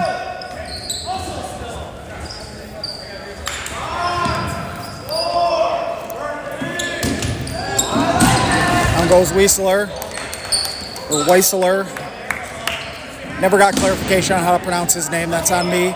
Oh, Urgitis just... I don't know if he dodged that or Van Fleet just missed. And now down goes Urgitis. And Veno goes down 2 now, and that's it. Quick, crisp point. Just over 4 minutes. And the Spartans jump all over the Chippewas here.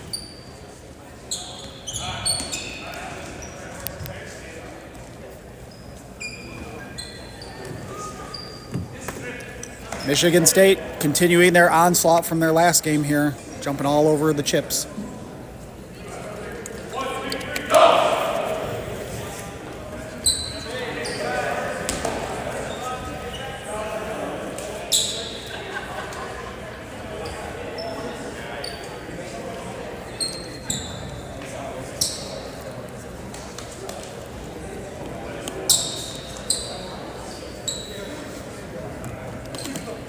All right, it's not a timeout, so they're going to get them started here. Just over 4 minutes gone by first half. Whoops, got to actually put the score in there. Michigan State grabs a quick point.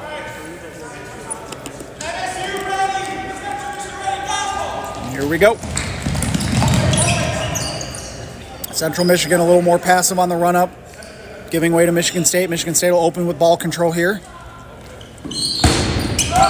Nobody home. Good block by Van Fleet there.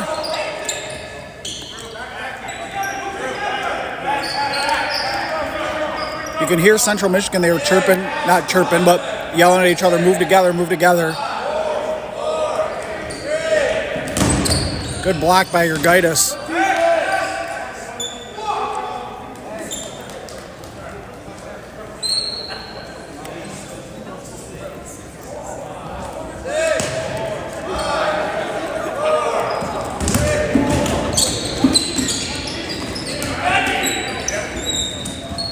Zelenko draws a throw, and then he fires high and outside.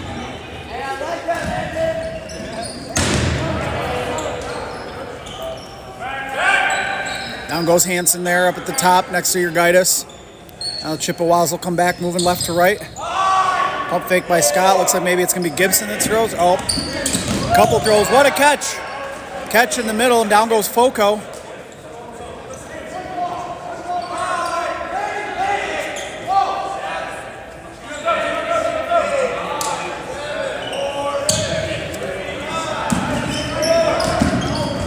Yeah, Michigan State just continues to apply that pressure when they have ball control. They do it as good as anybody in the league here, and it just doesn't allow you to get set up offensively, really, because you always have to have fear of return fire. Yeah, they just can't get back out of the way quick enough, or the Chippewas.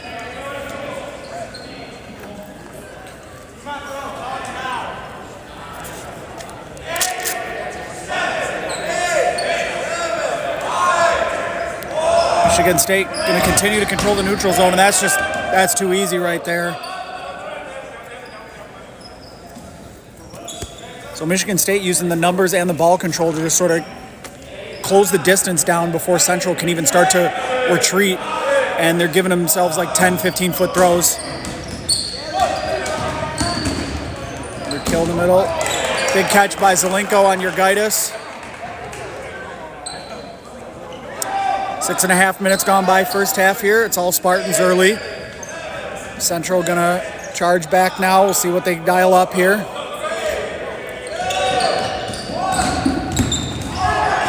They're gonna say that's a catch by Brown.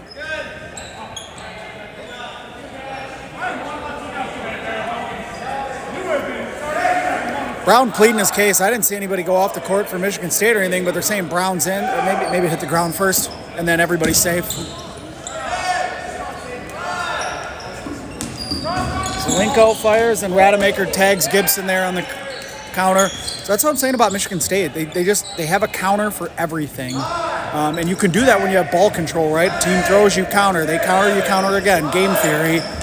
Nobody does it better than the Spartans right now. This throw by Gerling.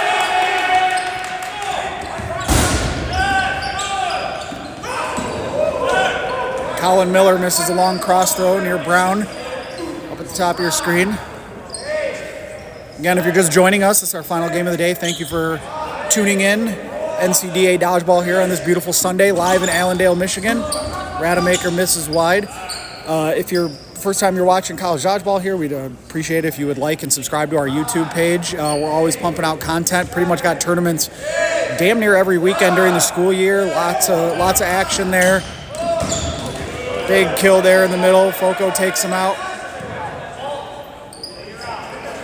He's definitely out though.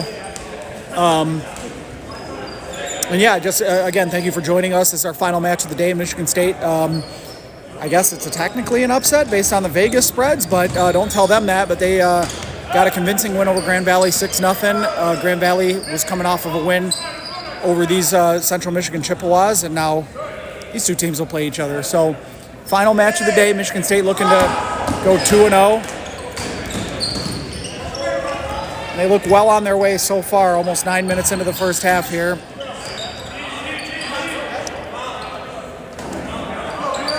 Hansen's got to get out of the way. Good dodge there. Bear ball misses low in the corner there. Team throw at the top, finds its mark. What a catch!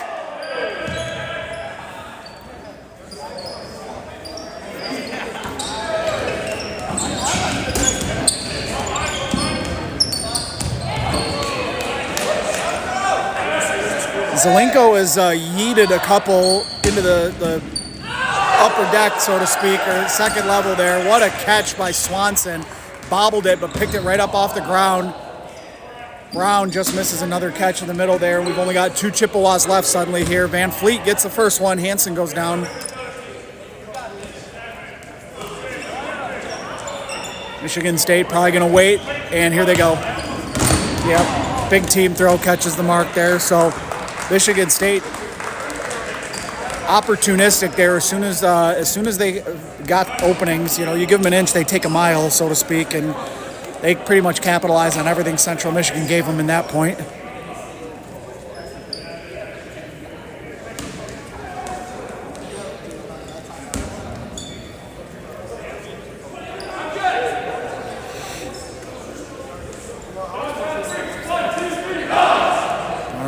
Spartans will break huddle. We'll see if they make any roster adjustments here. It might be too early for them to sub out, but no, it looks like they're going to get some fresh faces in. Looks like Barable, Van Fleet, Swanson, Foco, Zelenko, Edson, all going to grab some pines. So they're basically making some wholesale changes here.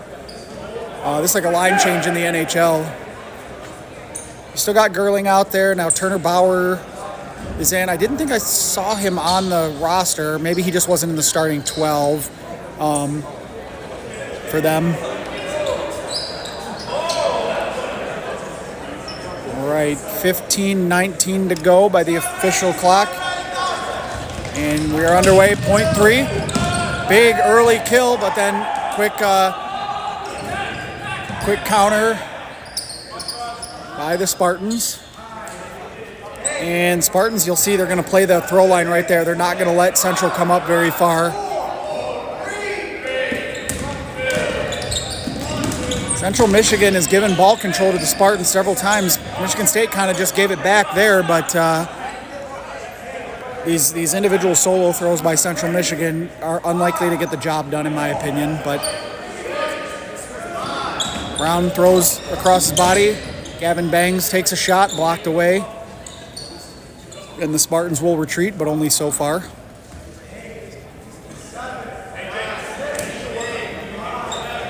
You can see it. The Spartans trying to close that distance early. I'm say he's safe on the block there. Pinata Glue fires, then Brown missed the catch in the middle there. Had a shot at that one in the midsection, but couldn't quite corral it.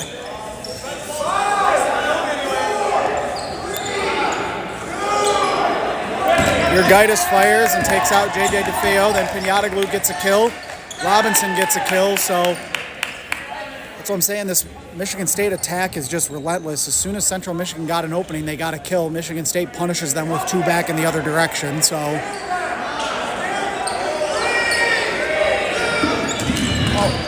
Chippewas draw two throws, and then they should have ball control now. They should be able to go up and get that ball that's in no man's land here.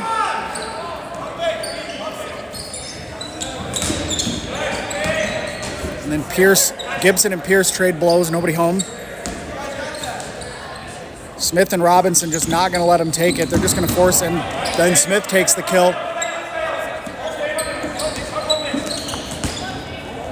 Gibson evades another throw from Robinson.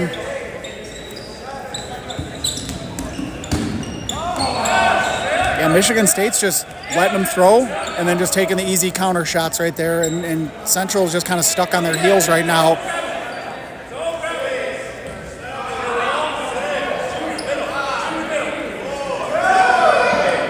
If I'm Central, I'm calling a timeout and getting those balls.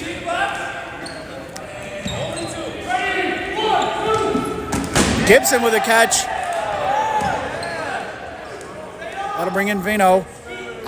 If I'm Central, I'm calling a timeout. I don't know why they're not calling a timeout. One ball rolled in the neutral zone. Gerling with a catch.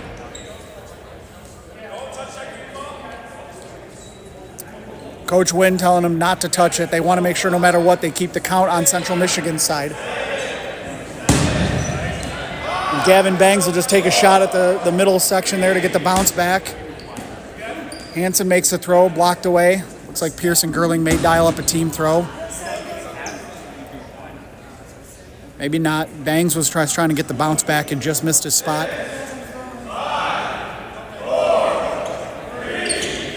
Urgaitis. Nope, that wasn't Urgaitis. It was Wieseler. And there's a bounce back for the Spartans.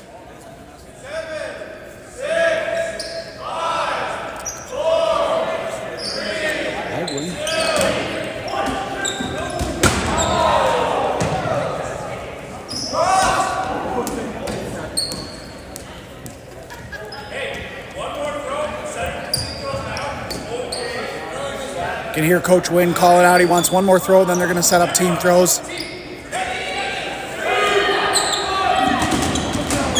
A couple team throws, at least one person finds it.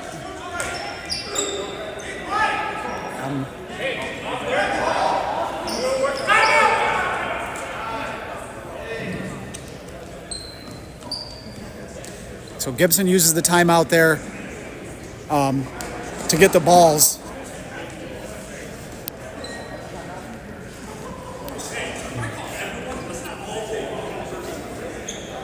All right, so Central Michigan takes a timeout. They had 4 balls on their side, but I don't think they were going to be able to get them. So now by getting the timeout, they can corral them and start fresh with those balls in their possession. So.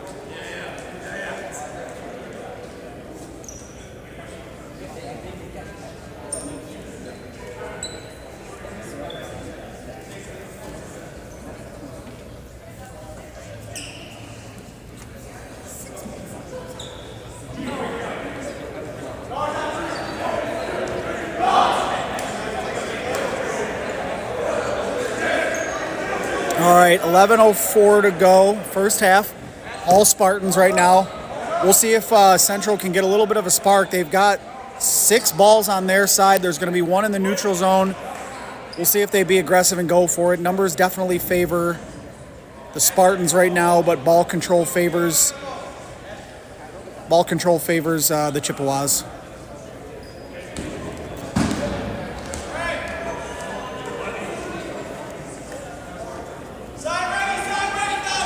And there we go. And quick kill for the Chippewas. Spartans are going to get that ball. Urgaitis fires, nobody home. Bangs, drives him back. So we'll see. The Spartans are going to be patient. They're not going to see they're using that wall. Central's got to get away from that wall. Down goes Gavin Bangs. That's a good throw by Wieseler. I don't think Central knew the players on the court know that they have a ball in the corner there too. There's a catch. That's going to bring in Brown. That's maybe their most experienced player, so that's a big catch here. Suddenly it's 5-on-4. And Brown fires next to Bauer.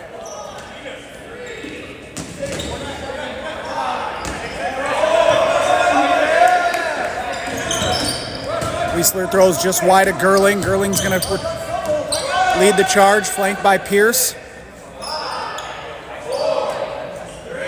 Pinata Glue fires. Brown returns. And that's going to roll out of their zone, so there should be no count now for Central Michigan. Now, Michigan State will have to be the ones to throw. They're going to dial up a team throw. There it is, and Brown just misses the catch. I feel like that's a good look, though. Go for the one that's on your body. It was just far enough off, though. A little better execution by the Spartans there. Uh-oh. And down he goes. Down goes Scott. And Urgaitis is safe. Looks like they're calling him safe. I don't know what happened there. Maybe not. There's some confusion.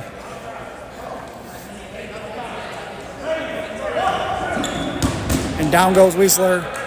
So that's it for that point. Central had their chances, had some momentum, but Michigan State stymied that rally pretty quick. So officials' clock has us at 9:03 to go, first half. It is 3-0 Spartans.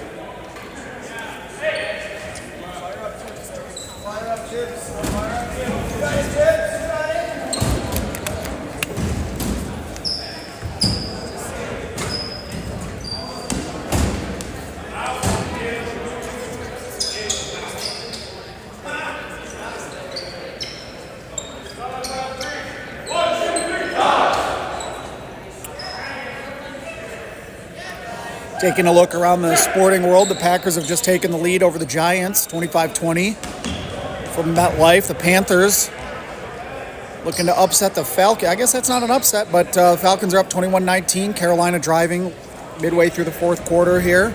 Bears on top of the Vikings in Minnesota.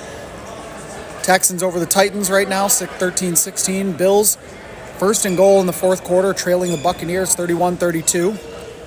Jaguars all over the Chargers down in Jacksonville, 35-6, and the Steelers clinging to an 8-point lead here in the fourth quarter over the rival Bengals. Little AFC North action there. And meanwhile, back in the field house in Allendale, Urgaitis gets a quick kill on Robinson. Looks like he missed his target in the middle, actually, and it got to that second level, but an early kill for the Chippewas. Advantage off the run-up for ball control for the Spartans, though. Pinata Glue fires. Ball's over.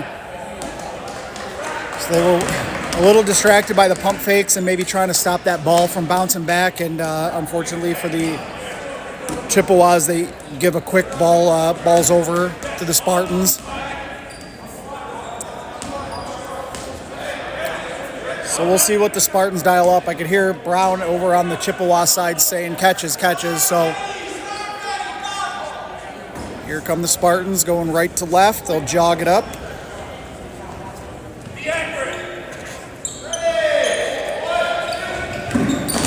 Okay, they just all unload. And 1, 2, they got 3 kills out of it there. Now all the ammo on the Central Michigan side, so we'll see what they do. They come up with a few solos. There's a kill. Chone goes down, if I'm saying that right. Here comes Pinata Glue. He's going to wait for reinforcements, though.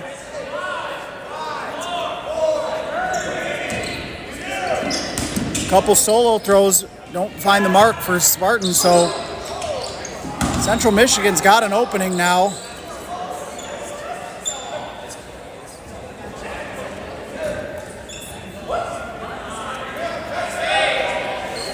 I thought it was a clean block, and his glasses kind of came off from his head, snapping a little bit, but that's all.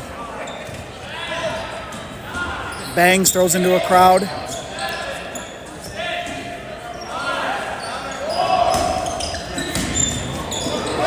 Foco takes out Scott. Pierce misses on the bottom of the screen here.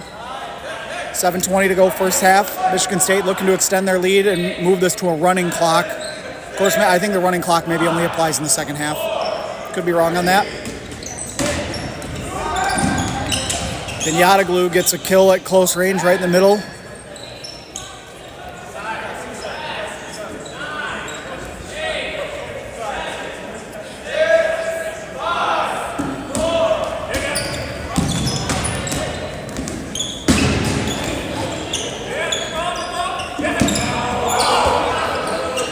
Foco just misses.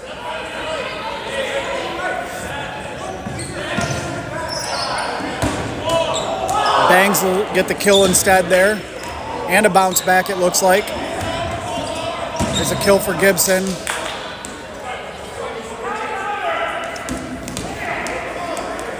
Gibson imploring his team to count louder, so I guess his throw was maybe after the count, apparently. That would have been a kill for him. But shot clock had expired by then.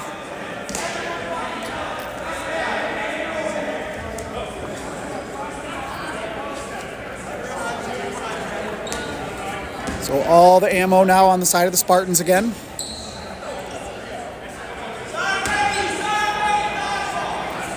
We'll see what they do. I'll see if Coach Wynn just says, hey, how about 5 team throws at 5 targets and unleash all 10 again. We'll see.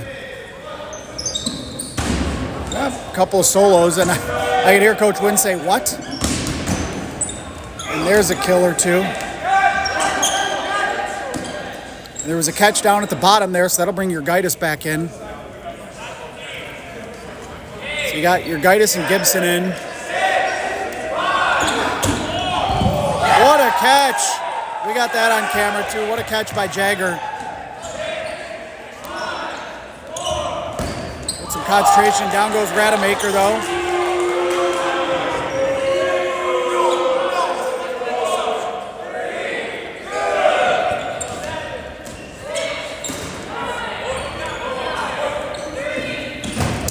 Team throw at the top. Your Gaitis evades it.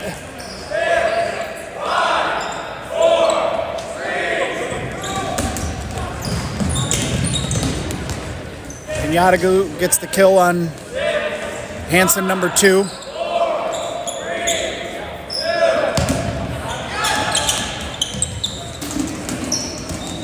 And your Gaitis gets hit that time. So that'll do it for that point, and we're going to keep the clock running here. So Michigan State all over the Chippewas 4-0 here. Live in Allendale. If you missed action from earlier today, Grand Valley won the early matchup between Central Michigan and the Lakers, and then stayed on the court to play the visiting Spartans and lost 6-0 there. Michigan State with a dominant victory over the host Lakers, and then carrying that momentum here as they have won 10 straight points today now. So.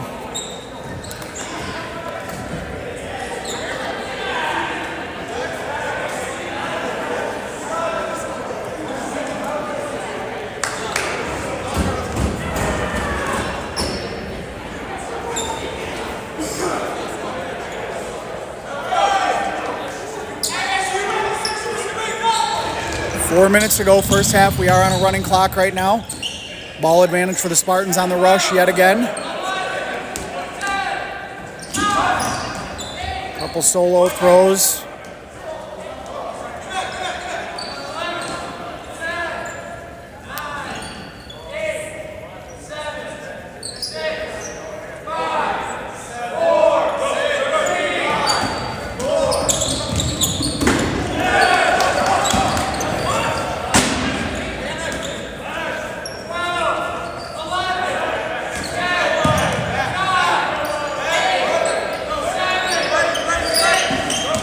Gibson throws. Bauer, nope, that wasn't Bauer. Another good concentration catch by the Spartans here. They've had a couple bounce off their chest or midsection, and they've been able to stick with it and corral the catch. So Bangs throws, gets a kill. Urgitis resets. And the Spartan onslaught just continues.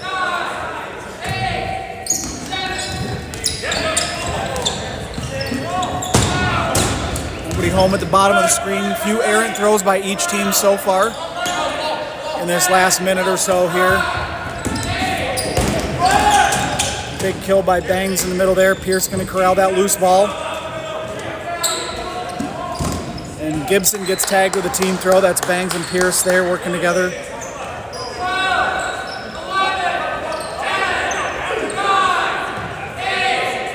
Gavin Bangs trying to earn himself a spot in the starting lineup here with a couple really nice points for the Spartans here. Swaney missed wide of the mark. It was a throw at Jet there at the bottom of the screen. Looks like team throw up at the top, just misses Brown high and low. Unfortunate bounce back for the Spartans. And team throw connects down there at the bottom again. So the Spartans team goes deep, and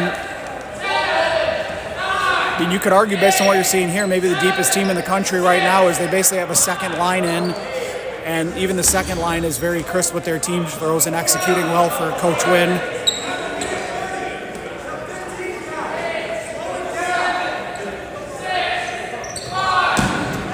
Brown throws into a crowd, and Pinata Glue holds on the return fire. Team throw. Spartans get one back again. Pinata Glue takes the counter shot at Urgitis that time. Nobody home. Missed just wide.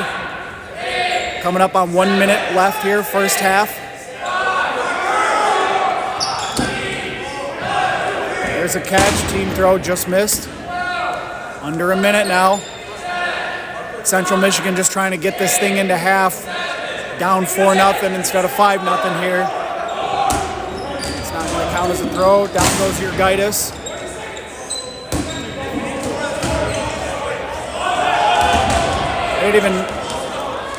The ball's over. But the clock is still running, I guess, on a ball's over. Oh no, maybe not. I didn't even notice Baraball was on the court. He's just kind of stayed hidden this entire point, I guess.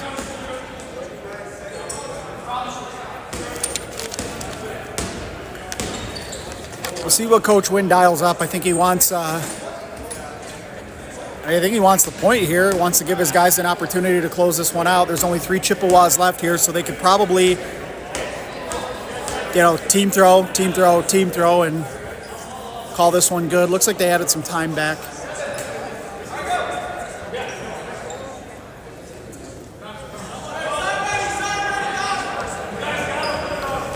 Baraball trailing. I don't know if he's going to be part of this. A couple of team throws, and then Solo just missed wide. The block.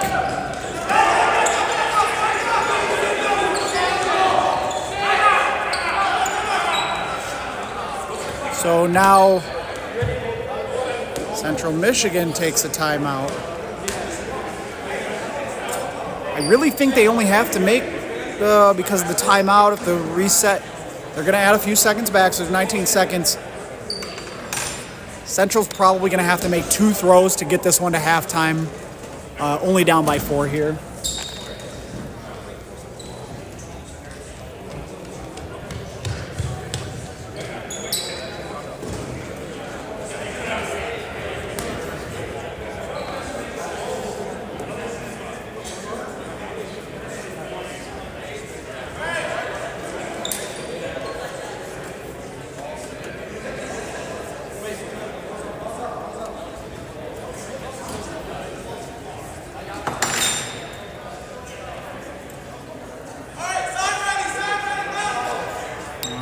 We'll see. So that's a technique we haven't seen in a while. Catch there, under 10 seconds to go.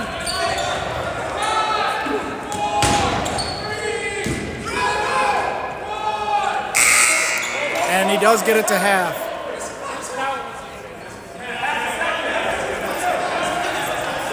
All right, so Michigan State does not close out that point. We will go to halftime, 4-0. Looks like you're going to give them the full 10 minutes for half.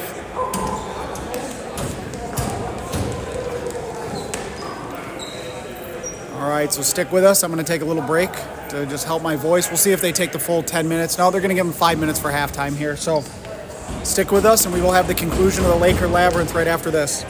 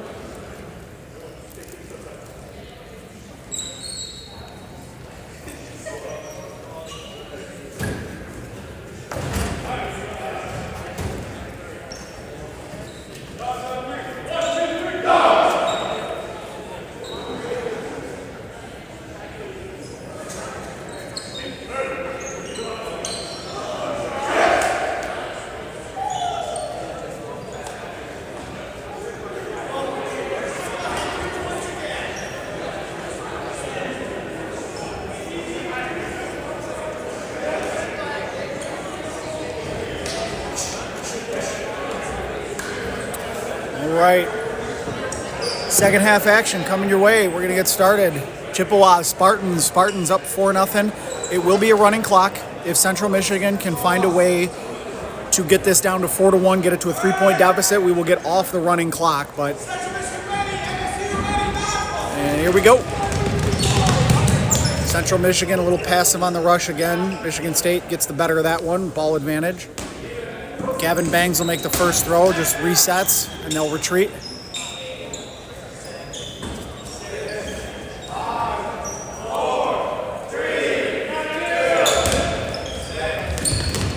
Zelenko returns fire. A couple traded throws with no outs.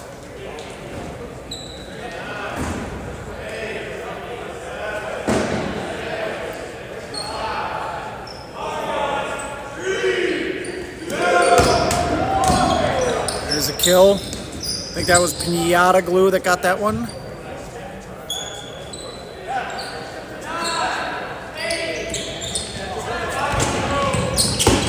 Benno almost caught that one. Gibson was hoping for a team catch there to help him out a little bit. No such luck that time for the veteran Chippewa.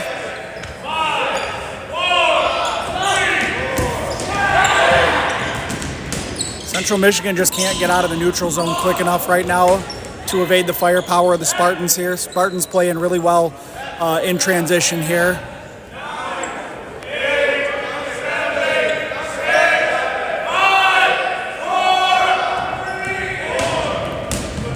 Good block there by Hansen, protecting his teammate.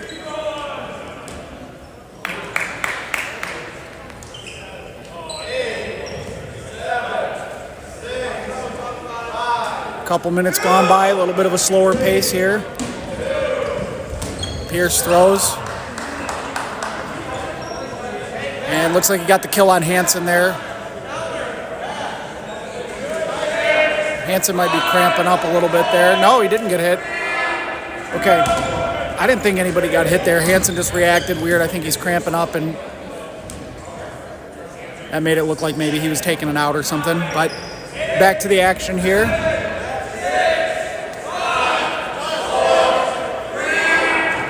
Your Gaitis throws, your Bangs. Good dodge by Brown, then he fires, and he gets taken out by Bangs.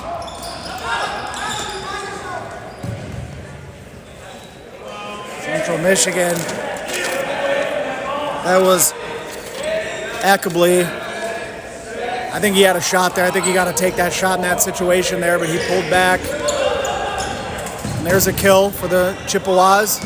Bangs draws two throws, and then he returns fire. Misses just low in front of Wiesler.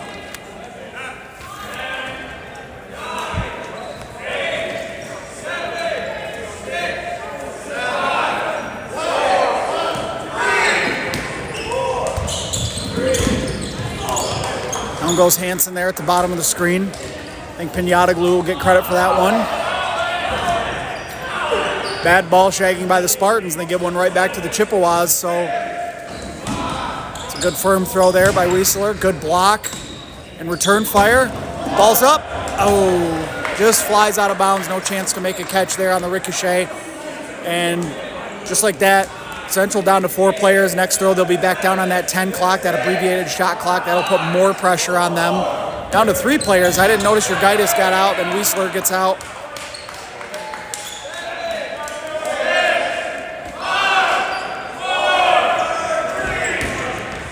Uh-oh.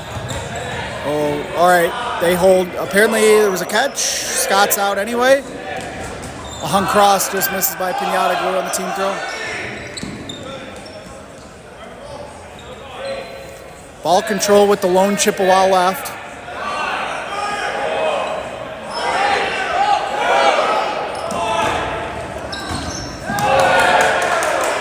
Team catch.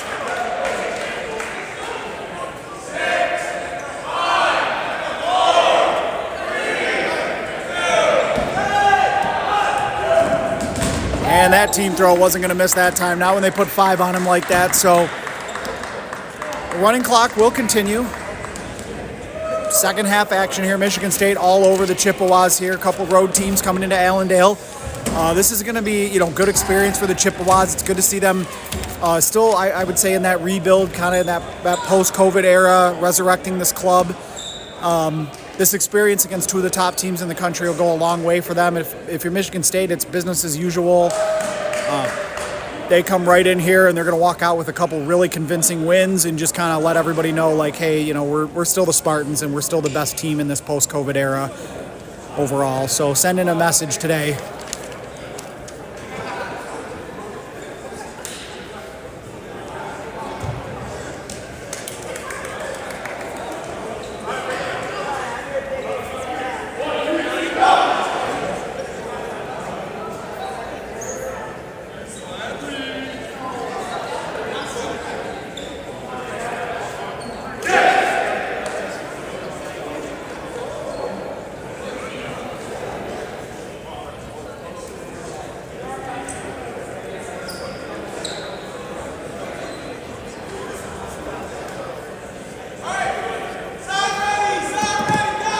Head ref Connor Picard will get him started. Looks like Edson's checked back into this game.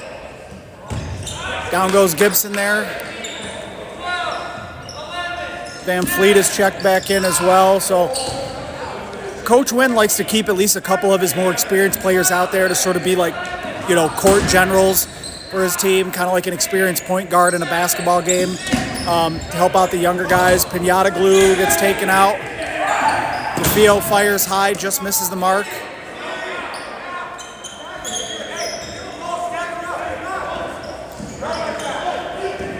Team throw connects up at the top. Looks like might have a jammed finger up there for the Chippewa, so adds a little insult to injury there for 85. You don't like to see that late in the game, guy getting banged up a little bit. There's the catch. Woo!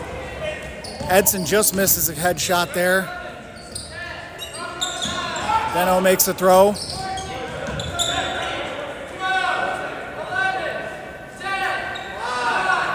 Unfortunate bounces on these ricochets for the Chippewas. There, they'll get one, keep one in their end.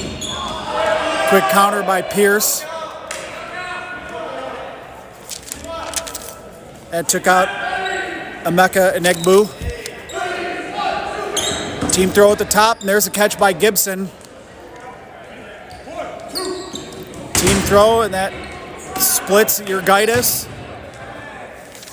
He was a little slow to get off the court there. Down goes Robinson. So Edson ended up throwing at him again there, but nothing malicious about that. Edson just playing through the whistle. Brown takes a shot. Van Fleet fires back near Gibson and hits him in the foot. Gibson takes us out.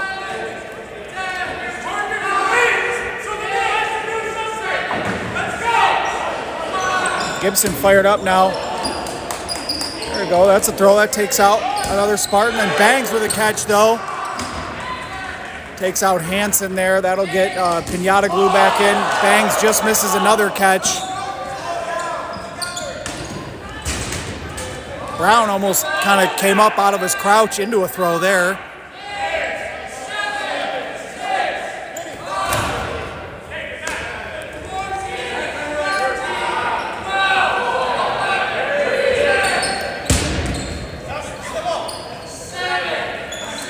Fortunate ricochet there. He hit the basketball stand and then it hit his leg, so turned sideways and went out in their own zone. So Central Michigan was able to keep that ball in their zone and not allow the Spartans to get the bounce back.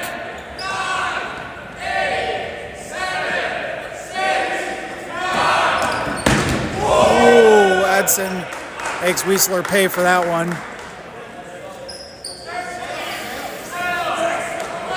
It was a heavy ball thrown by Edson there, I'll say that.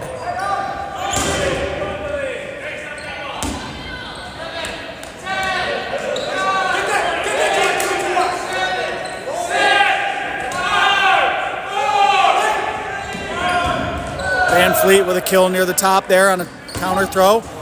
And Vino gets caught sleeping in the middle. I think it's Veno. There's only one E in there. If there were two E's, it'd be Vino. Brown throws across. Another out by Edson there, kind of taking the easy cross throw. Michigan State not allowing Central to grab any momentum whatsoever. A couple solo throws missed the mark. And there's another kill for the Spartans.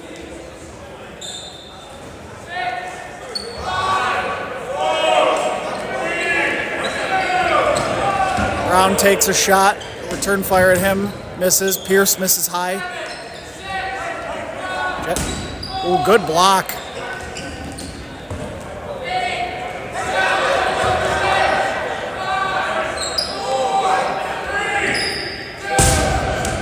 Long cross. I think that was Pinata Glue just missed on the cross.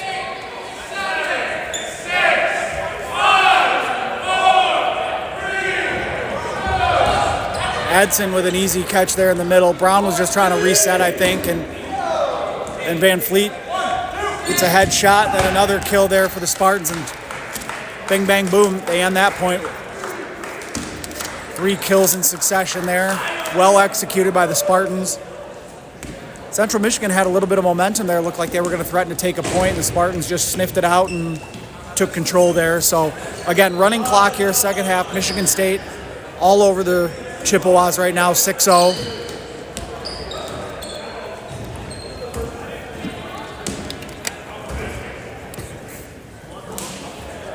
Again, I just want to thank everybody. Thank everybody who tuned in today, who watched these games. We appreciate you tuning in, supporting the league, supporting Dodgeball. And if you could just, like and subscribe to our YouTube page. Check us out on social media, Instagram, Twitter. The league is constantly pumping out great highlights. We're throwing out condensed games these days. Check out our standings as we update those monthly. Power rankings. You can keep up with all the individual teams, too, if you follow different colleges. All the individual teams have their own social media pages, so check them out as well. And, yeah. Next up, next week, I know we've got a tournament coming up next week. At least the one here in Michigan at Western. I got to figure out who all is playing there. I don't have notes on that one in front of me, but stay tuned. Check out our social media for schedule updates on that one and how to watch. Again, it'll be on our YouTube page here. And this 7th point is underway. And Rev Connor Picard starts him off. Urgaitis takes a quick shot, and then Pinata Glue makes him pay, but then Pinata Glue gets countered. Bangs throws at the middle, using that wall to reset. Halfway through the second half here. Spartans with the early advantage. Business as usual for them, and Venno goes down.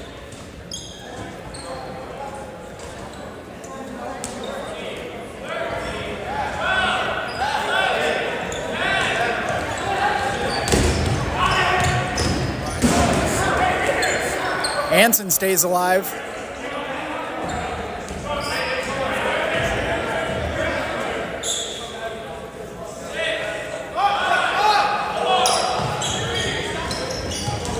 Pierce draws a throw, then Bangs is the one that returns fire. Then nice catch by Hansen there. That'll bring Urgaitis back in.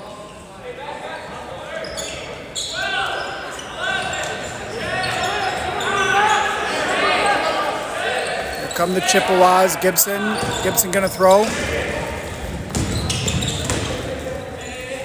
Good cover from his teammate who had the blocking ball to draw the throw there.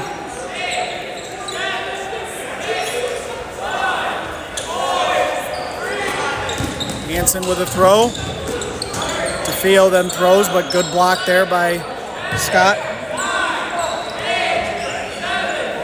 Sorry, that's not Scott. That's fake Hansen because he's also got a jersey on. Gibson throws. Bangs returns fire, but blocked away. 11 minutes to go here. Final match of the day, Central Michigan against Michigan State. There's the kill. I think Gavin Bangs will get credit for that. Yeah, that was Bangs who threw that one there.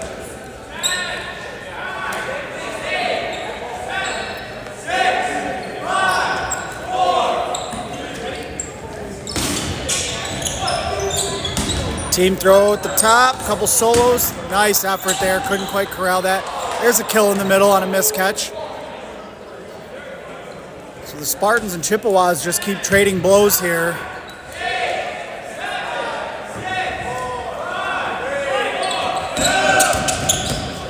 Foco with a quick counter, and that's just his bread and butter, taking out Scott there.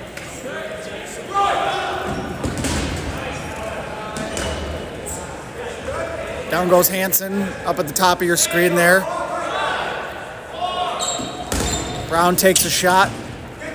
Robinson returns fire and misses just wide of the mark.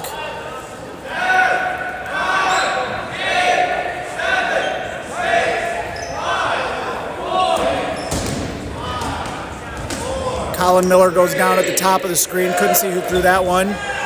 There's a kill in the middle.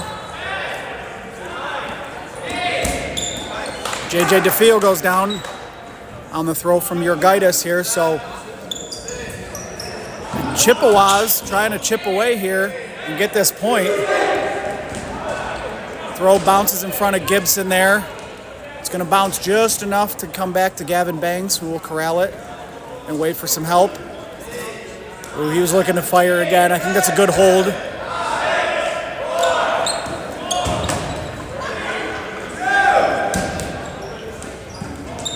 You know, if you're Central right now, you've probably got 4 of your 6 overtime players on the court right now. And Michigan State, you know, outside of Foco, they're not playing any starters. If you're going to get a point, this has got to be the time to do it, right? Robinson throws, fortunate bounce. If I'm Central Michigan, I'm calling timeout right now. Yeah, if I'm Central Michigan, I'm calling timeout and getting those balls. I don't know what they're waiting for here. That's just inexperience as a program, I think. Another good bounce for the...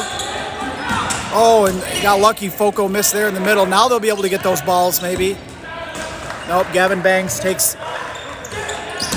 Urgaitis gets the kill on Banks, who left himself kind of out to dry in the neutral zone, and now you've got 4 of your 6 overtime players, in my opinion, for the Chippewas against 5 Spartans, mostly backups. Good block by Brown. So this is the first time you've seen Central get off their back line in a few minutes here, and they might get a point.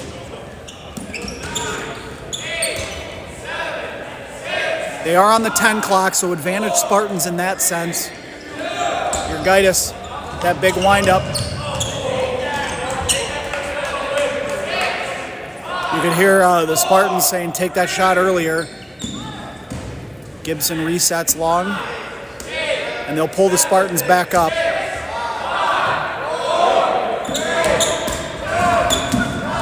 Brown and Foco trade throws. Foco getting the kill on that one.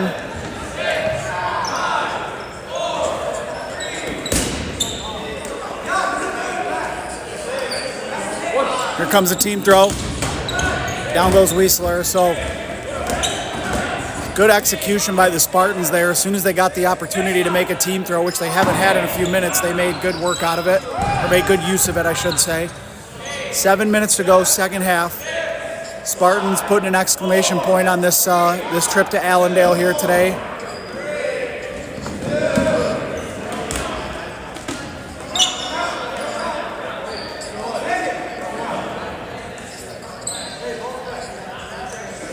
So there's no count for the Spartans, as they only have 2 balls on their side, so they're content to kind of sit back. We'll see what Michigan State dials up. They've got the ammo. They can go with a team throw.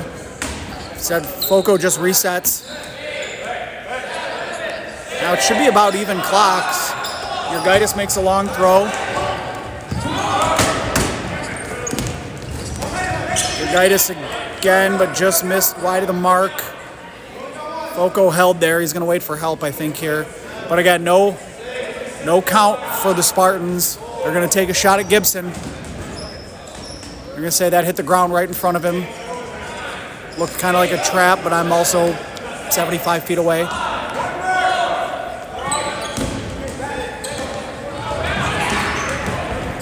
Urgaitis tried to counter, help his teammate out. Just missed wide, so still 5 Spartans. They've just kind of chip, just slowly getting one kill after another here on the Chippewas. Chippewas have, I would say, arguably two of their top 3 most effective players left on the court in Gibson and Urgaitis, so Urgaitis just missed wide of Robinson there. Kind of stuck his hand out like he wanted to catch and then pulled back. Gibson throws, and that's a catch. I don't know if he meant for that one to hang up that far for that long, so Gaitis, last man standing here.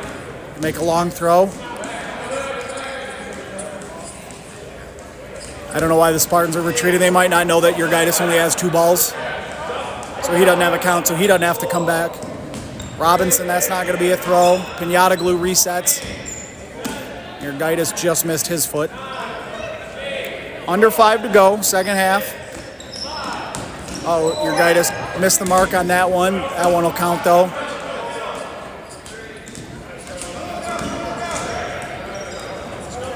Still no count for your Gaitis, so he's going to stay put. And the Spartans will have to reset.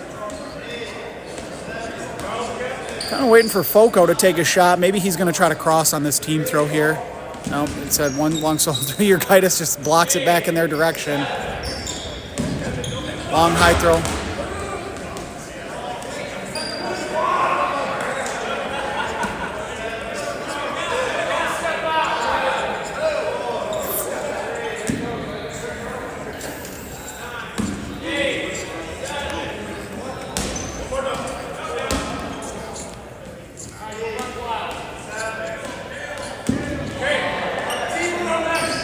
All right, now they're going to call the team throw. You can hear Wynn count it out. And your Gaitis gets tagged. And that might do it. Under 4 minutes to go. They'll probably just call it good here. I don't know if they're going to play out another point or not. Yep, they're going to line it up, and that's going to do it. That's going to end our day here at the Laker Labyrinth 2025. Thank you all so much for joining us for Michigan State. Put on quite the show today, winning by a combined 13-0 margin over the host Lakers and the visiting Chippewas. The Chippewas ended up, they also lost their game to Grand Valley before that, so Grand Valley will leave here 1-1, Michigan State 2-0, and Central Michigan 0-2. So little MBC preview a little bit, just missing Western Michigan coming here, and it would have been a full-fledged fall version of Michigan Dodgeball Cup. But a lot of action, like I said, coming your way the rest of the season. So, stay tuned. Check us out on socials. Pay attention to upcoming announcements of tournaments. We'll post schedules, how to watch, all that good stuff. And again, just thank you for joining us. I'm Tony Stumpo, signing off from Allendale. Thanks.